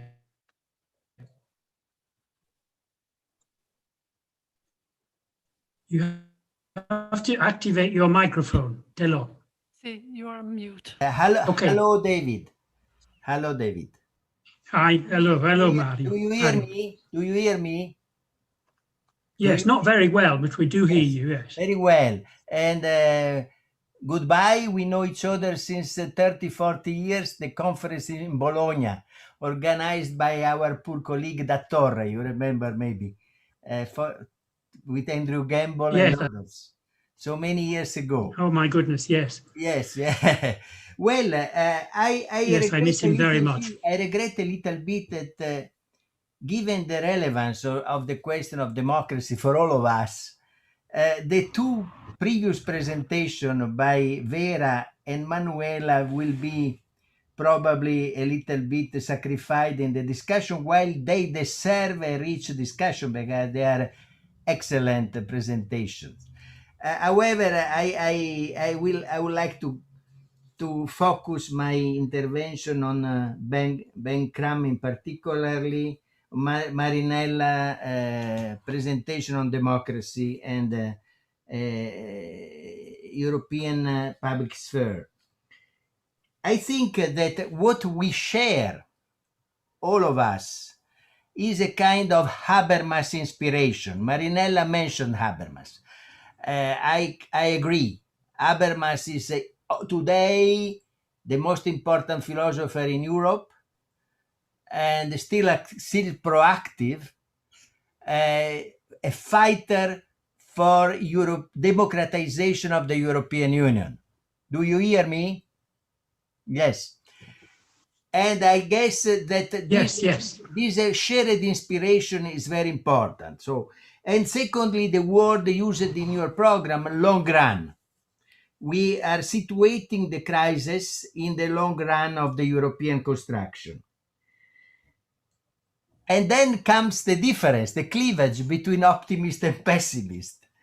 And I don't like this cleavage because, as Jean Monnet said, I'm neither optimist nor pessimist, I'm determined. And I think for a kind of topics like democracy in the European Union, the normative agenda and the analytical agenda are so much intertwined and combined that it's very difficult for every speaker to share and present the analytical side without the normative implication or vice versa. In my opinion, I have to witness my experience, which will look to some is optimist, but is not, is determined. And I think also the Einaudi Foundation is determined because by organizing this brilliant initiative, they contribute to the next public conference, they contribute to networking and making a European public sphere deeper. So in this perspective, I would like to, first of all, to share my experience. I took part in every single meeting of the European Convention for 2 years, 2002, 2003. And to the 1,000 meetings organized in all member states regarding the European Constitution. So in my opinion, never in the history a constitution, a treaty has been discussed so broadly, so deeply as the European Constitution in 2002, 2003. So this is a part of the European memory involving million people. And I think that should be remembered. Number two, we always focus on two rejects by referendum, the Dutch and the French, but we never mention the 18 approval by the other member states, including by referendum in Spain, Luxembourg. So this also should be mentioned. Number three, the debate between Weiler and Habermas at that time is also relevant. Weiler, before and after the defeat of the European Convention outcome and the reject, said that a constitutionalizing process is ongoing, in spite of the formal constitution rejected by French and Dutch by majority voting in referendum. So this also this perspective of a constitutionalization de facto should not be forgotten, because the European Union includes constitutional features, and 90% of the constitutional treaty has been included in the Lisbon Treaty. That should be said, because I don't like to present a picture of defeats. It's not true. We are still now here discussing about European democracy 70 years after the Schuman Declaration, and we made a huge progress. The catastrophic provision regarding the election of 2019 has been completely disappointed by the fact that populists have been defeated in the European elections of 2019. So this is also part of a European public sphere in the making. I agree with Marinella that mainly the public sphere are national, but not only national. We know how matters what happened in France, in Holland, in Poland, in our public debate. Meloni they interacts with the Polish nationalists, and this is part of our debate. And so public sphere, contrary to optimists, the public sphere will be a conflictual public sphere, but this is part of the European construction. The populists, by participating in the elections, they take part in the European public sphere. So that should be underlined against catastrophic pictures of the European Union as undemocratic, the opposite of democracy. So, and finally, I would like to mention a book, a research conducted by Turin University, which in my opinion should not be forgotten, because it's a milestone regarding these particular topics. Is the research published by Routledge in 2014 by our friend Lucio Levi, Finizio, and Vallinotto, by a comparative analysis of democracy within international organizations. So how is possible to discuss about democracy without democracy out beyond the state, democracy between the states, without taking into account what happened in other international organizations, in other regional organizations, in Mercosur, in ASEAN, in African Union, in United Nations? The comparative dimension is essential for knowledge. We learn very much by analyzing the others, then only by inward-looking analysis of our European Union. This is, I think, is a milestone, this book of Levi and Finizio, which should not be forgotten, because open the mind to an international understanding of democratizing, how difficult it is to democratize international organization, and how difficult it is to construct a supranational democracy. Finally, Crum is extremely informed about the debate. I would like to know what he thinks about two new conceptualization of European democracy by his Dutch citizen Jaap Oxma, the concept of democracy in European Union, and by Fritz Scharf, the concept of multi-level democracy. Multi-level is mentioning what was said by Marinella, that is, the democracy will remain national, but can be multi-level. But first national, that is a realist definition.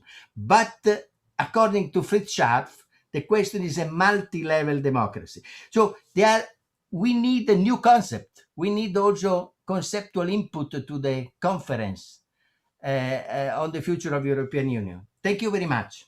Thank you, Professor Tello. Excuse me. Is there anybody who would like to intervene along these lines before we hand the microphone back to Ben Crum? Anybody else? Yes, go ahead, Vera, go ahead. Okay, thank you very much. I feel very sympathetic with Mario. I can hardly see the Lisbon Treaty as the result of an elitarian process. The convention consisted of a wide variety of members, not only heads of states and governments, but and the European Commission, but also members from national parliaments and the European Parliament.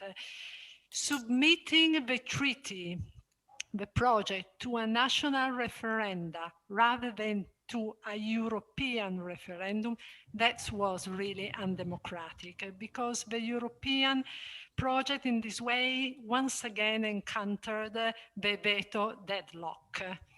And then the convention was based in understanding action in the Habermasian meaning, and represented a very important effort in order to reduce plurality, European plurality, to unity on the basis of shared like values. Understanding action aims at reaching consensus, which in Habermas's vocabulary is the opposite of compromise. Consensus is based on agreement motivated by common convictions, and therefore the only action compatible with democracy. So thank you very much, Ben. I would like to hear your reply. Thank you. Thank you, Vera. Would anybody else like to come in at this point? Okay, let me hand the microphone back to Ben Crum. Would you like to activate your microphone, Ben? I think I still saw a hand coming up. So I think Professor Alessandra Venturini. Hand? You were raising your hand? Or? No, but I would just wanted to comment on what Mariella Belluati said, that I think for the subject of migration, I think the public dimension is more important than the real dimension. That's mean the number and the solution should be easily found if we stick with the reality of the phenomenon, whilst that the emotion and the public speech were misled by emotion, and they created a problem which became difficult to manage in all the European countries. So just it is very important that Europe also produce a public speech which is coherent to the phenomenon that create a common ground for it. That is just... Fine, thank you very much indeed. Anyone else at this point? So over to you, Ben. Yes, sure. I think I first met Professor Taylor on the floor of the convention, actually. I was living in Brussels working at the Center for European Policy Studies. And of course, I mean, one thing that I want to do is actually to reevaluate the convention. I actually think that if you ask many politicians, they are really negative about it. And I think the convention achieved a great deal. I am not necessarily going to cast this debate in terms of optimism or pessimism, but I think that you can only be determinate if you accept also where the current situation is dissatisfactory or not working well. And I do think that we cannot say that democracy in Europe is doing well.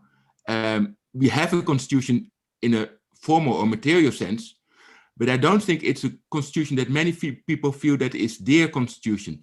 And in that sense, I think there's something deeply undemocratic about the European Union as it is. I think many people have experienced Europe these days as something that's out there, ruling over them, the king in Brussels, but not of them. And I think that's a fundamental issue. And I think that we should move there. But I think you can only move there if you accept and recognize that we still face considerable challenge in the present. And I think one thing that we should note is that even if maybe the institutional structure may have institutionalized more over the last, say, 15 years with the Treaty of Lisbon, with the rollout of the Euro reforms, democratic authorization has been sidelined. And I think it's telling that even the whole idea of a treaty revision has been abandoned where it should have been in place. I think it's a sham that the European Stability Mechanism has been established as a private authority in Luxembourg rather than incorporated in the treaties. I think the Turkey deal is really problematic from a democratic point of view. I also think that the extent to which the resolution of the euro crisis has been shouldered by the European Central Bank rather than by governments and by elected politicians is embarrassing. And I think it's telling that in that sense, Europe is not as democratic as we should want it to be, as it is as present. But I do think that should be all the more reason to move forward and to have that debate with each other. And I think it's very hard because indeed we lack, I mean, we have national public spheres, we have national public spheres that are increasingly connected, where we engage a lot, where we look a lot at each other, and I think that's a positive development again. But as I said, I mean, we also engage in those public spheres very much through our national lenses, rather than that we really interact directly. Well, it's quite rare indeed for the common Dutch public to interact with Italians or even with Belgians. So I think that we still have to go a long way to have a genuine European debate, and I think we would really need that if we want. I mean, the building of European democracy goes in harmony with building that process. About referendums, I think that's a really interesting one. I actually would have. I think you can learn from going to the people. I think you can also go back to them, and in that sense, I think the Irish experience on the Treaty of Lisbon was really, I think, very interesting. You can have two referendums. People can be very cynical about referendums and say, well, you just keep asking until they say yes. I think the big problem, and really something that has left a scar in the Netherlands on the European Union, is that the government didn't have the guts to come back a second time. Say, well, you didn't like the Constitutional Treaty, and that's fair, and maybe there are good reasons for that. But let's try again, and let's listen, and let's see where your grievances are. And I think we should have more like a back and forth process than only, I mean, and I love the convention. It was a very deliberative atmosphere. But to say that millions were involved, I think is a bit rich.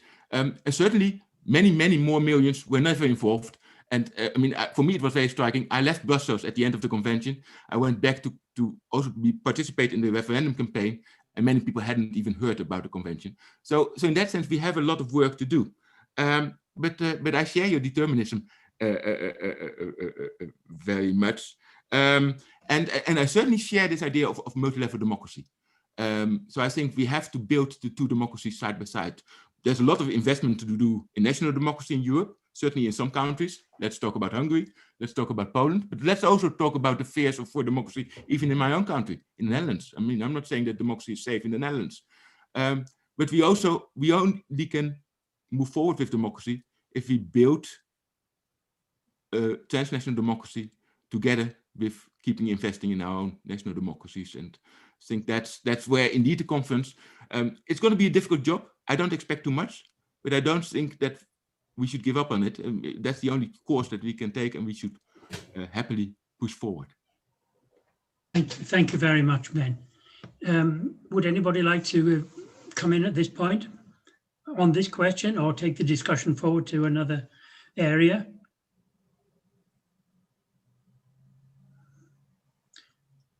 Well, I would like to ask a question of Dottoressa Moscala, Manuela. Are you there, Manuela? Yes, I'm here. Oh, good. No, I'm very interested in your discussion of the communication policy of the ECB.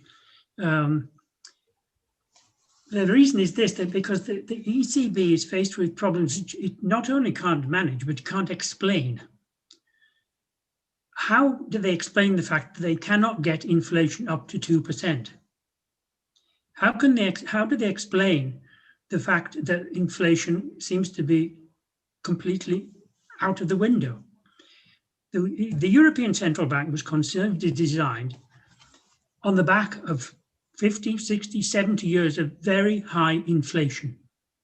All governments until the start of the 1990s spent their entire lives fighting inflation and trying to get back to to 4% growth a year of GNP. None of them ever succeeded. And then suddenly, without any warning or without any particular reason or explanation, inflation disappeared. Could it be possibly to do with globalization and with the flooding of currency markets with newly liberalized currencies of all sorts? And inflation has never come back. Of course, there are lots of politicians even today who say, oh, tomorrow it's coming back, tomorrow it's coming back. The Germans have always said it's coming back tomorrow, inflation, and yet it never does. So my question is, how does the European Central Bank explain the economic circumstances in which it finds itself?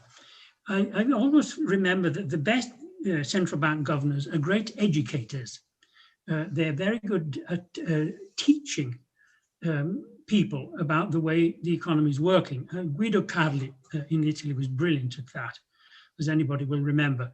And other people have been very good at it. The last governor of the Bank of England, Mark Carney, was very good at it. The previous one, no. The present one, not at all. Mario Draghi did okay. He did okay. He had terrible circumstances. We all know about that. But this educational function is extremely important. But how can you carry out an educational function when you yourself don't understand what's going on?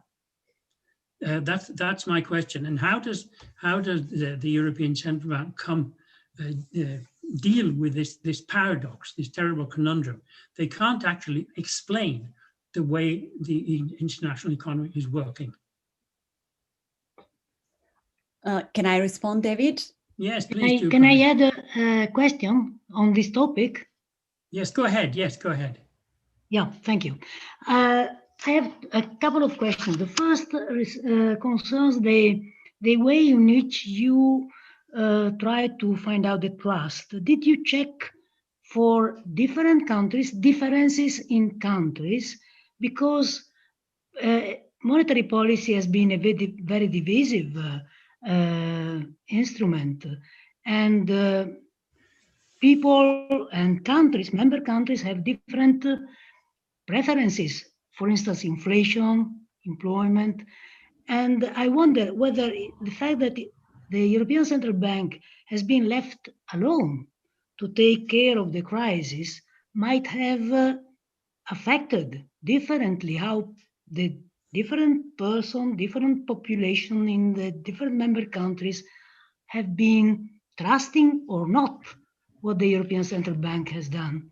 So I think that perhaps looking at trust in aggregation may perhaps hide some less or more trust. We don't have to forget the Constitutional Court in Germany took a very sharp and definite judgment about what the European Central Bank was doing. So that's my question. Would anybody else like to come in on this line? On this point. On this topic, yeah. Yes, just one Mario more. Tello. Lagarde announced recently that the days are counted before the end of the quantitative easing policy. Are about 450 days, if I remember well, but certainly Manuela can be more precise. After this deadline, probably we will have a new stability plan. And in this context, the risk of coming back to the idea or the image of governing by numbers will be a catastrophic deadline for the Europe, for the technocratic image of the central bank. This we have to, let me say, prepare the public opinion for this moment without allowing the optimistic idea that deficit spending will be forever, to spread up, to make illusion among the population. Then 165% of the GDP in debt, in public debt, like in Italy, is normal. we have to prepare the public opinions to this rendezvous. And this is a crucial problem of not only of communication, but of organization of the accountability of the central bank, in my opinion. In this case, the idea of Crum, of a contradiction between integration and democracy, is likely to happen. Only in this case. Yeah, see, very good, thank you. Manuela, would you like to reply now? Oh, yes, thanks very much for the very interesting questions that are all excellent ones. Let me start from Anna Maria, and then if you don't mind, I will address the other questions too. Anna Maria, you touch on an important point, the differences across countries. So just to clarify, we didn't investigate the determinants of public opinion across countries, but we were interested on the other side, right? The impact of public opinion on the ECB. But even in that respect, the differences are crucial, right? Because although I didn't show the disaggregated data, but in all countries, we see a decline in net trust. But of course, it's more marked in some countries than other, right? Especially in the periphery, in Italy, or in other peripheral countries, the drop in trust has been more dramatic. Having said that, we didn't analyze whether, the ECB respond more to some negative public opinion, although it was an intriguing idea, because, for instance, I personally expect, you reminded us of the German Constitutional Court, right? I honestly, probably because I'm Italian, I expect that probably the ECB is more responsive to the negative public opinion when it comes from Germany.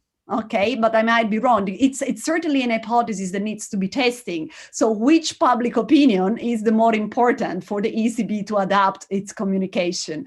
So it has been on our mind to check for these hypotheses, but thanks for bringing that up, because that would also be a further test for this discussion on the democratic accountability of the ECB. Is the ECB responsive to public opinion at large, or are some opinion more important than others, right? Well, certainly. There was an enormous suspicion of having an Italian as the Governor General of the Central Bank. Exactly. Especially among the Germans, Exactly. And that's also the reason why Draghi started this tradition to go visiting the national parliaments, for instance, right? They even went at certain points discussing the ECB Eurozone monetary policy in front of the German Bundestag or the Dutch parliament, which is extremely unusual, right? And tell us something. David, before going back to your questions, I will address Mario's point. I completely agree, Mario. I mean, there will be a moment when the ultra loose monetary support of the ECB will come to an end. Okay, we don't know when, we don't know how. I mean, I've been investigating, the political disagreement in the governing council, and for instance, we found a lot of disagreement, and I expect it to surface in the coming months, right? As we will see again more divergences going out in the Eurozone. So we don't know when, but there will be the reckoning day. Okay, there will be the moment in which governments and national public realize that these ultra low interest rates won't last forever, and we will have to deal, with the pressure of the markets again. So I really think that this is the biggest problem that lies ahead, right? What will happen, right, when the ultra loose monetary policy will stop? Okay, think also what has happened in Italy over the last week. We had almost a government crisis, but yields didn't move.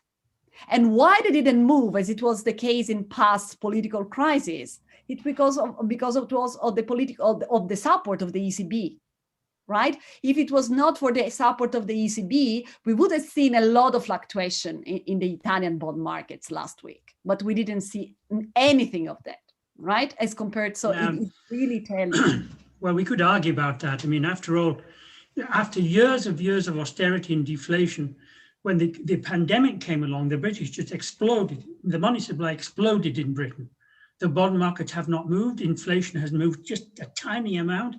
That's the problem, you see. It's so hard to actually explain the way these mechanisms are working. They don't correspond to any of the standard models. but that's the other part, and then I'll get to your question. I was talking about the political instability risk, right? The political instability risk in Italy, it didn't affect the market, and the market were not affected because they know that at the moment, the ECB is there to buy Italian government bonds. Then I get to your question that I completely agree. The problem is how to revive economic activity and inflation, right? Because the ECB has been undershooting its target for quite some time now, right? Started years and years and years. At least we are in a kind of a full-fledged deflationary scenario since the end of 2014.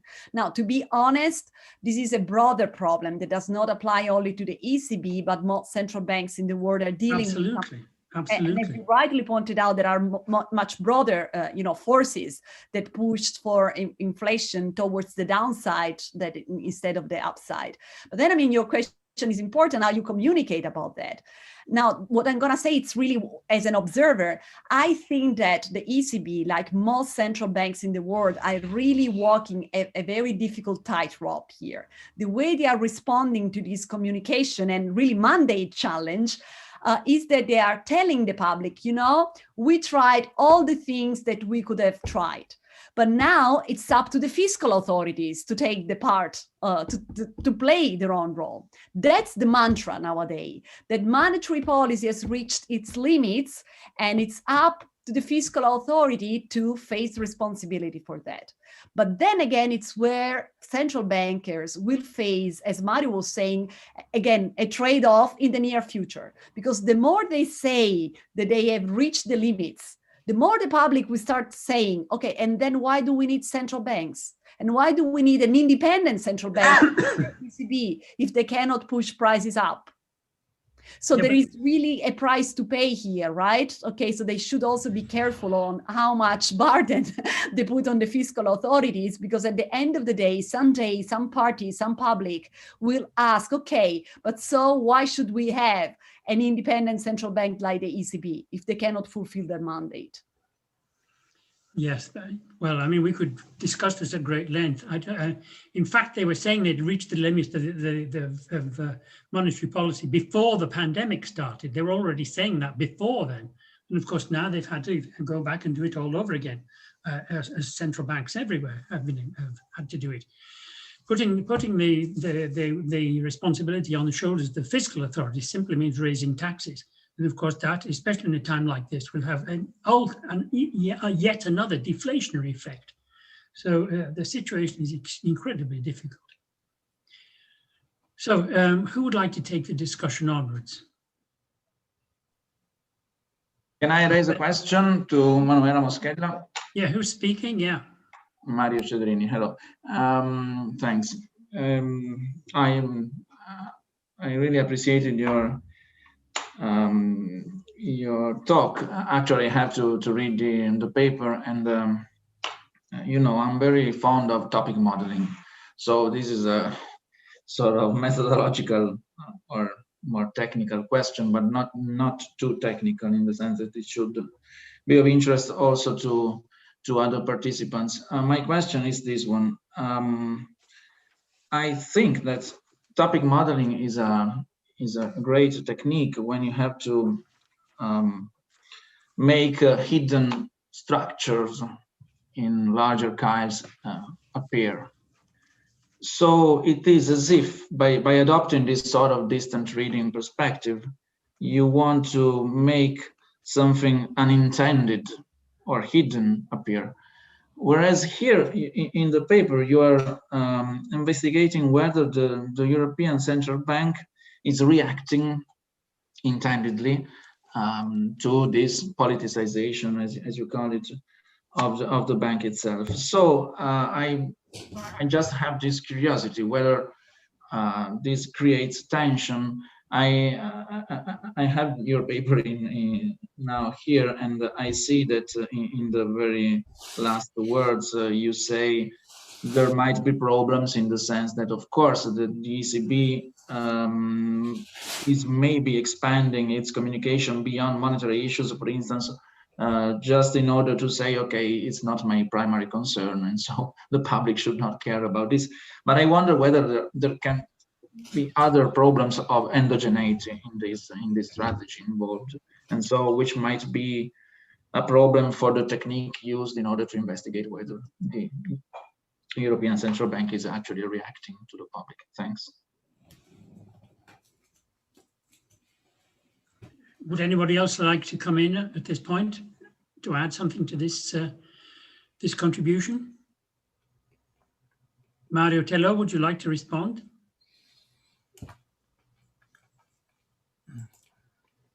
You've been challenged. I have thank you for inviting me to take the floor. We have some time more, and I take stock of the small committee, small group, to say something about Manuela, and then something about Vera speech.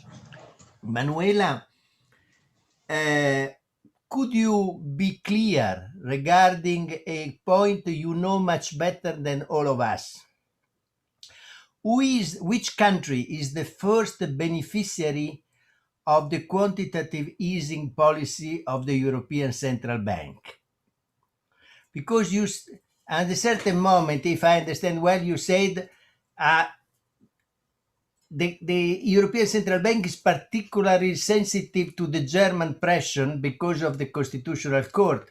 But here in Brussels, we have had the feeling that Lagarde and von der Leyen were very clear in sticking to their quantitative easing policy against the statement of the German Constitutional Court. Whereas, on the same time, Lagarde corrected her initial lapsus against Italy by multiplying continuing and increasing the Mario Draghi quantitative easing policy in favor of Italy. So the question is very important for the communication issue addressed by Marinella.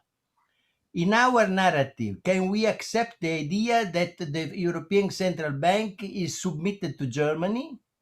Or is the real policy of the European Central Bank, as also David Ellwood said, more addressed to buy the state bond of Italy, and in terms of numbers, who is the first beneficiary of the quantitative easing policy of the central bank? Regarding the end of this policy, I read a speech of Lagarde 1 month ago saying that there are only 450 days. So we can calculate it will happen in 2022. Before the Italian election, it will be a disaster. You can see the context. This is a last point. I just one remark regarding Vera. Excellent presentation and a technical issue addressed with a very communicative way. The issue of internal standardization is extremely important, not understudied issue, but extremely important. My question is, what about this internal standardization link with the external standardization of the European Union, linked to the, strategic autonomy I presented in the morning? That is one of the part of the international power of the European Union is conditioning the international standardization, international regulation by its own standards. So I would like her point of view about this internal-external issue. Thank you.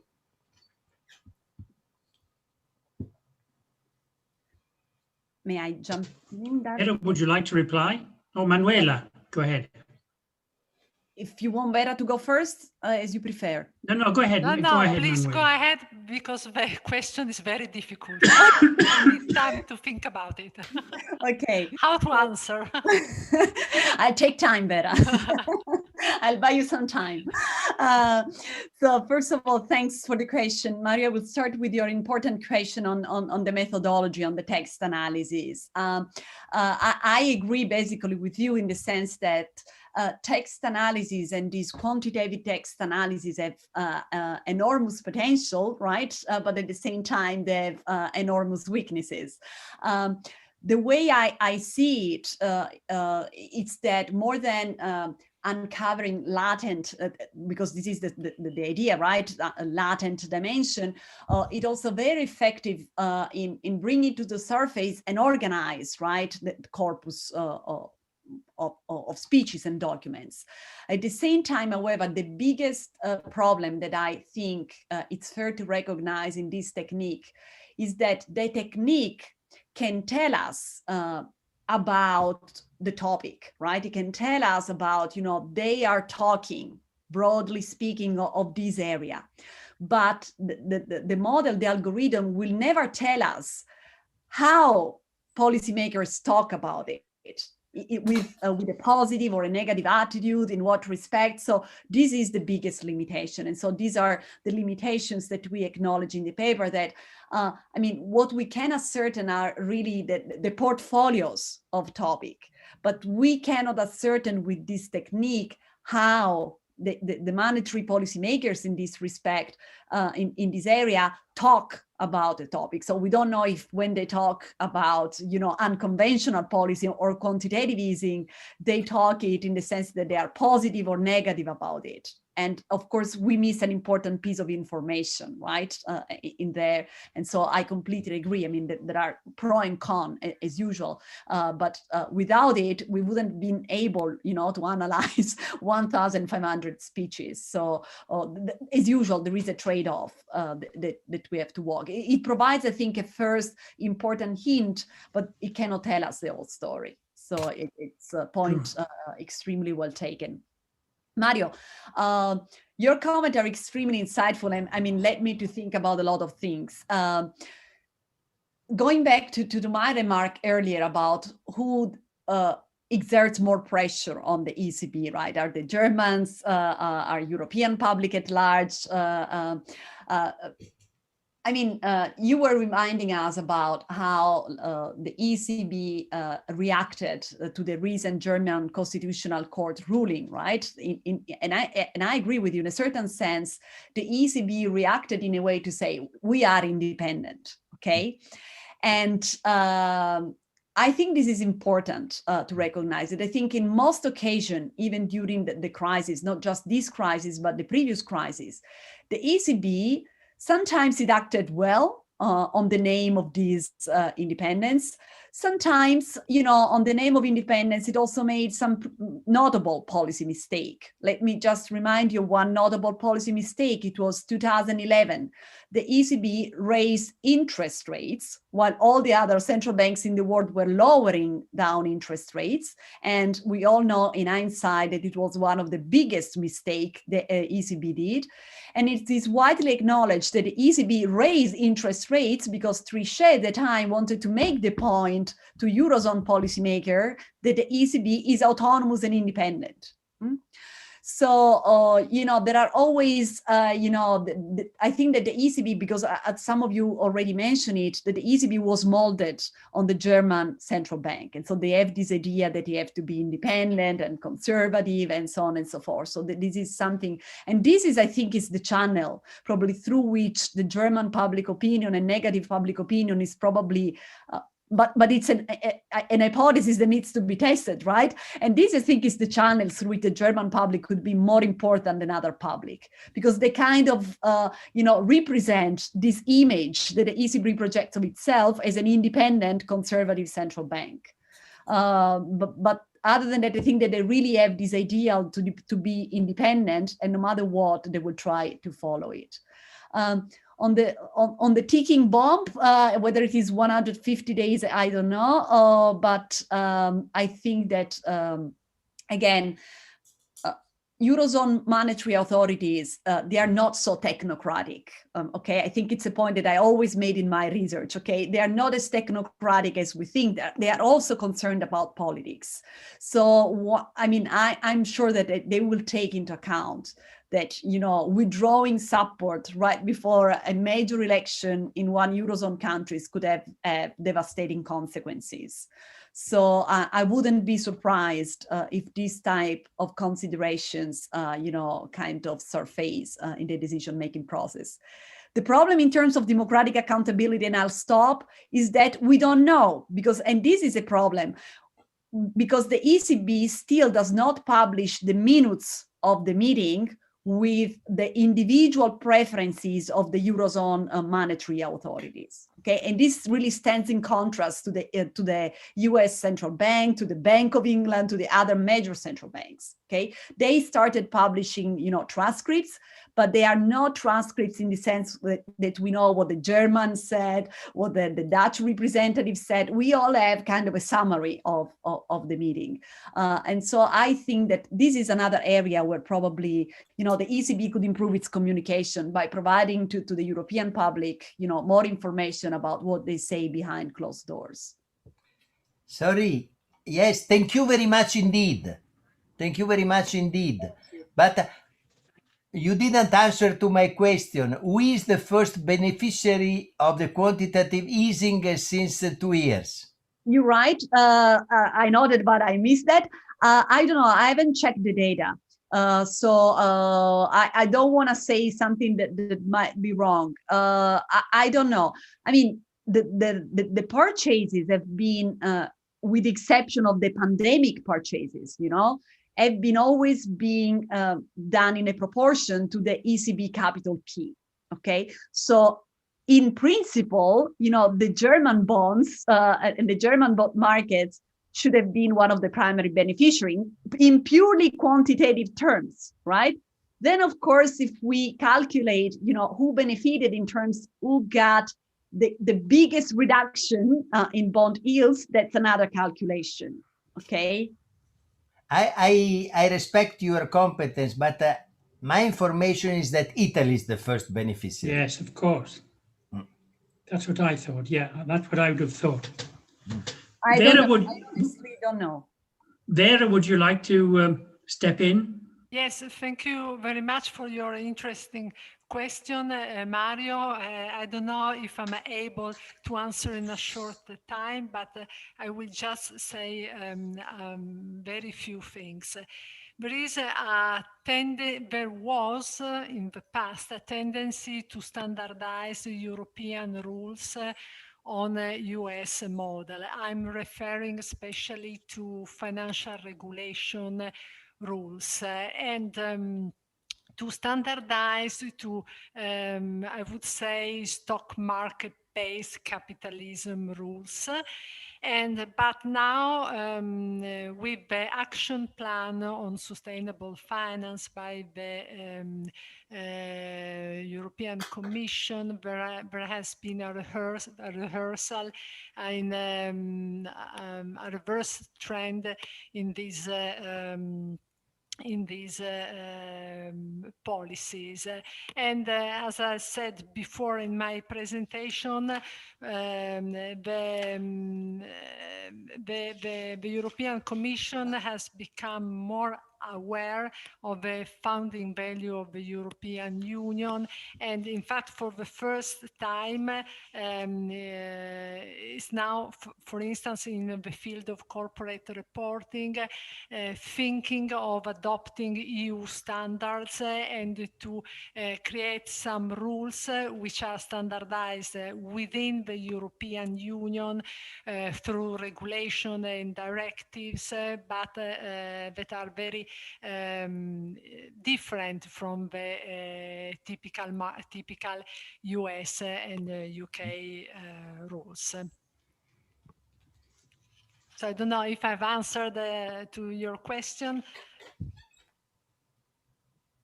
Yes. Thank you very much. The first way is that if a company wants to operate in the European market, they have to adopt the European standards. Of course. This is the first influence. As Mario Monti underlined many times. Yes, of course. That was one of the major driving forces behind Brexit, so that the British could develop their own lower standards, thinking this way they will save money and do things on the cheap. We've had a message from Professor Dinan in Washington. He is ill and he feels that he's just too ill to participate. And we are very sorry about that. We'll send him our best wishes as a conference. So would anyone like to take on the discussion forward?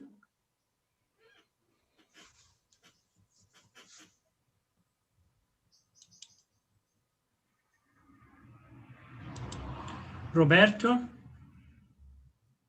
Okay.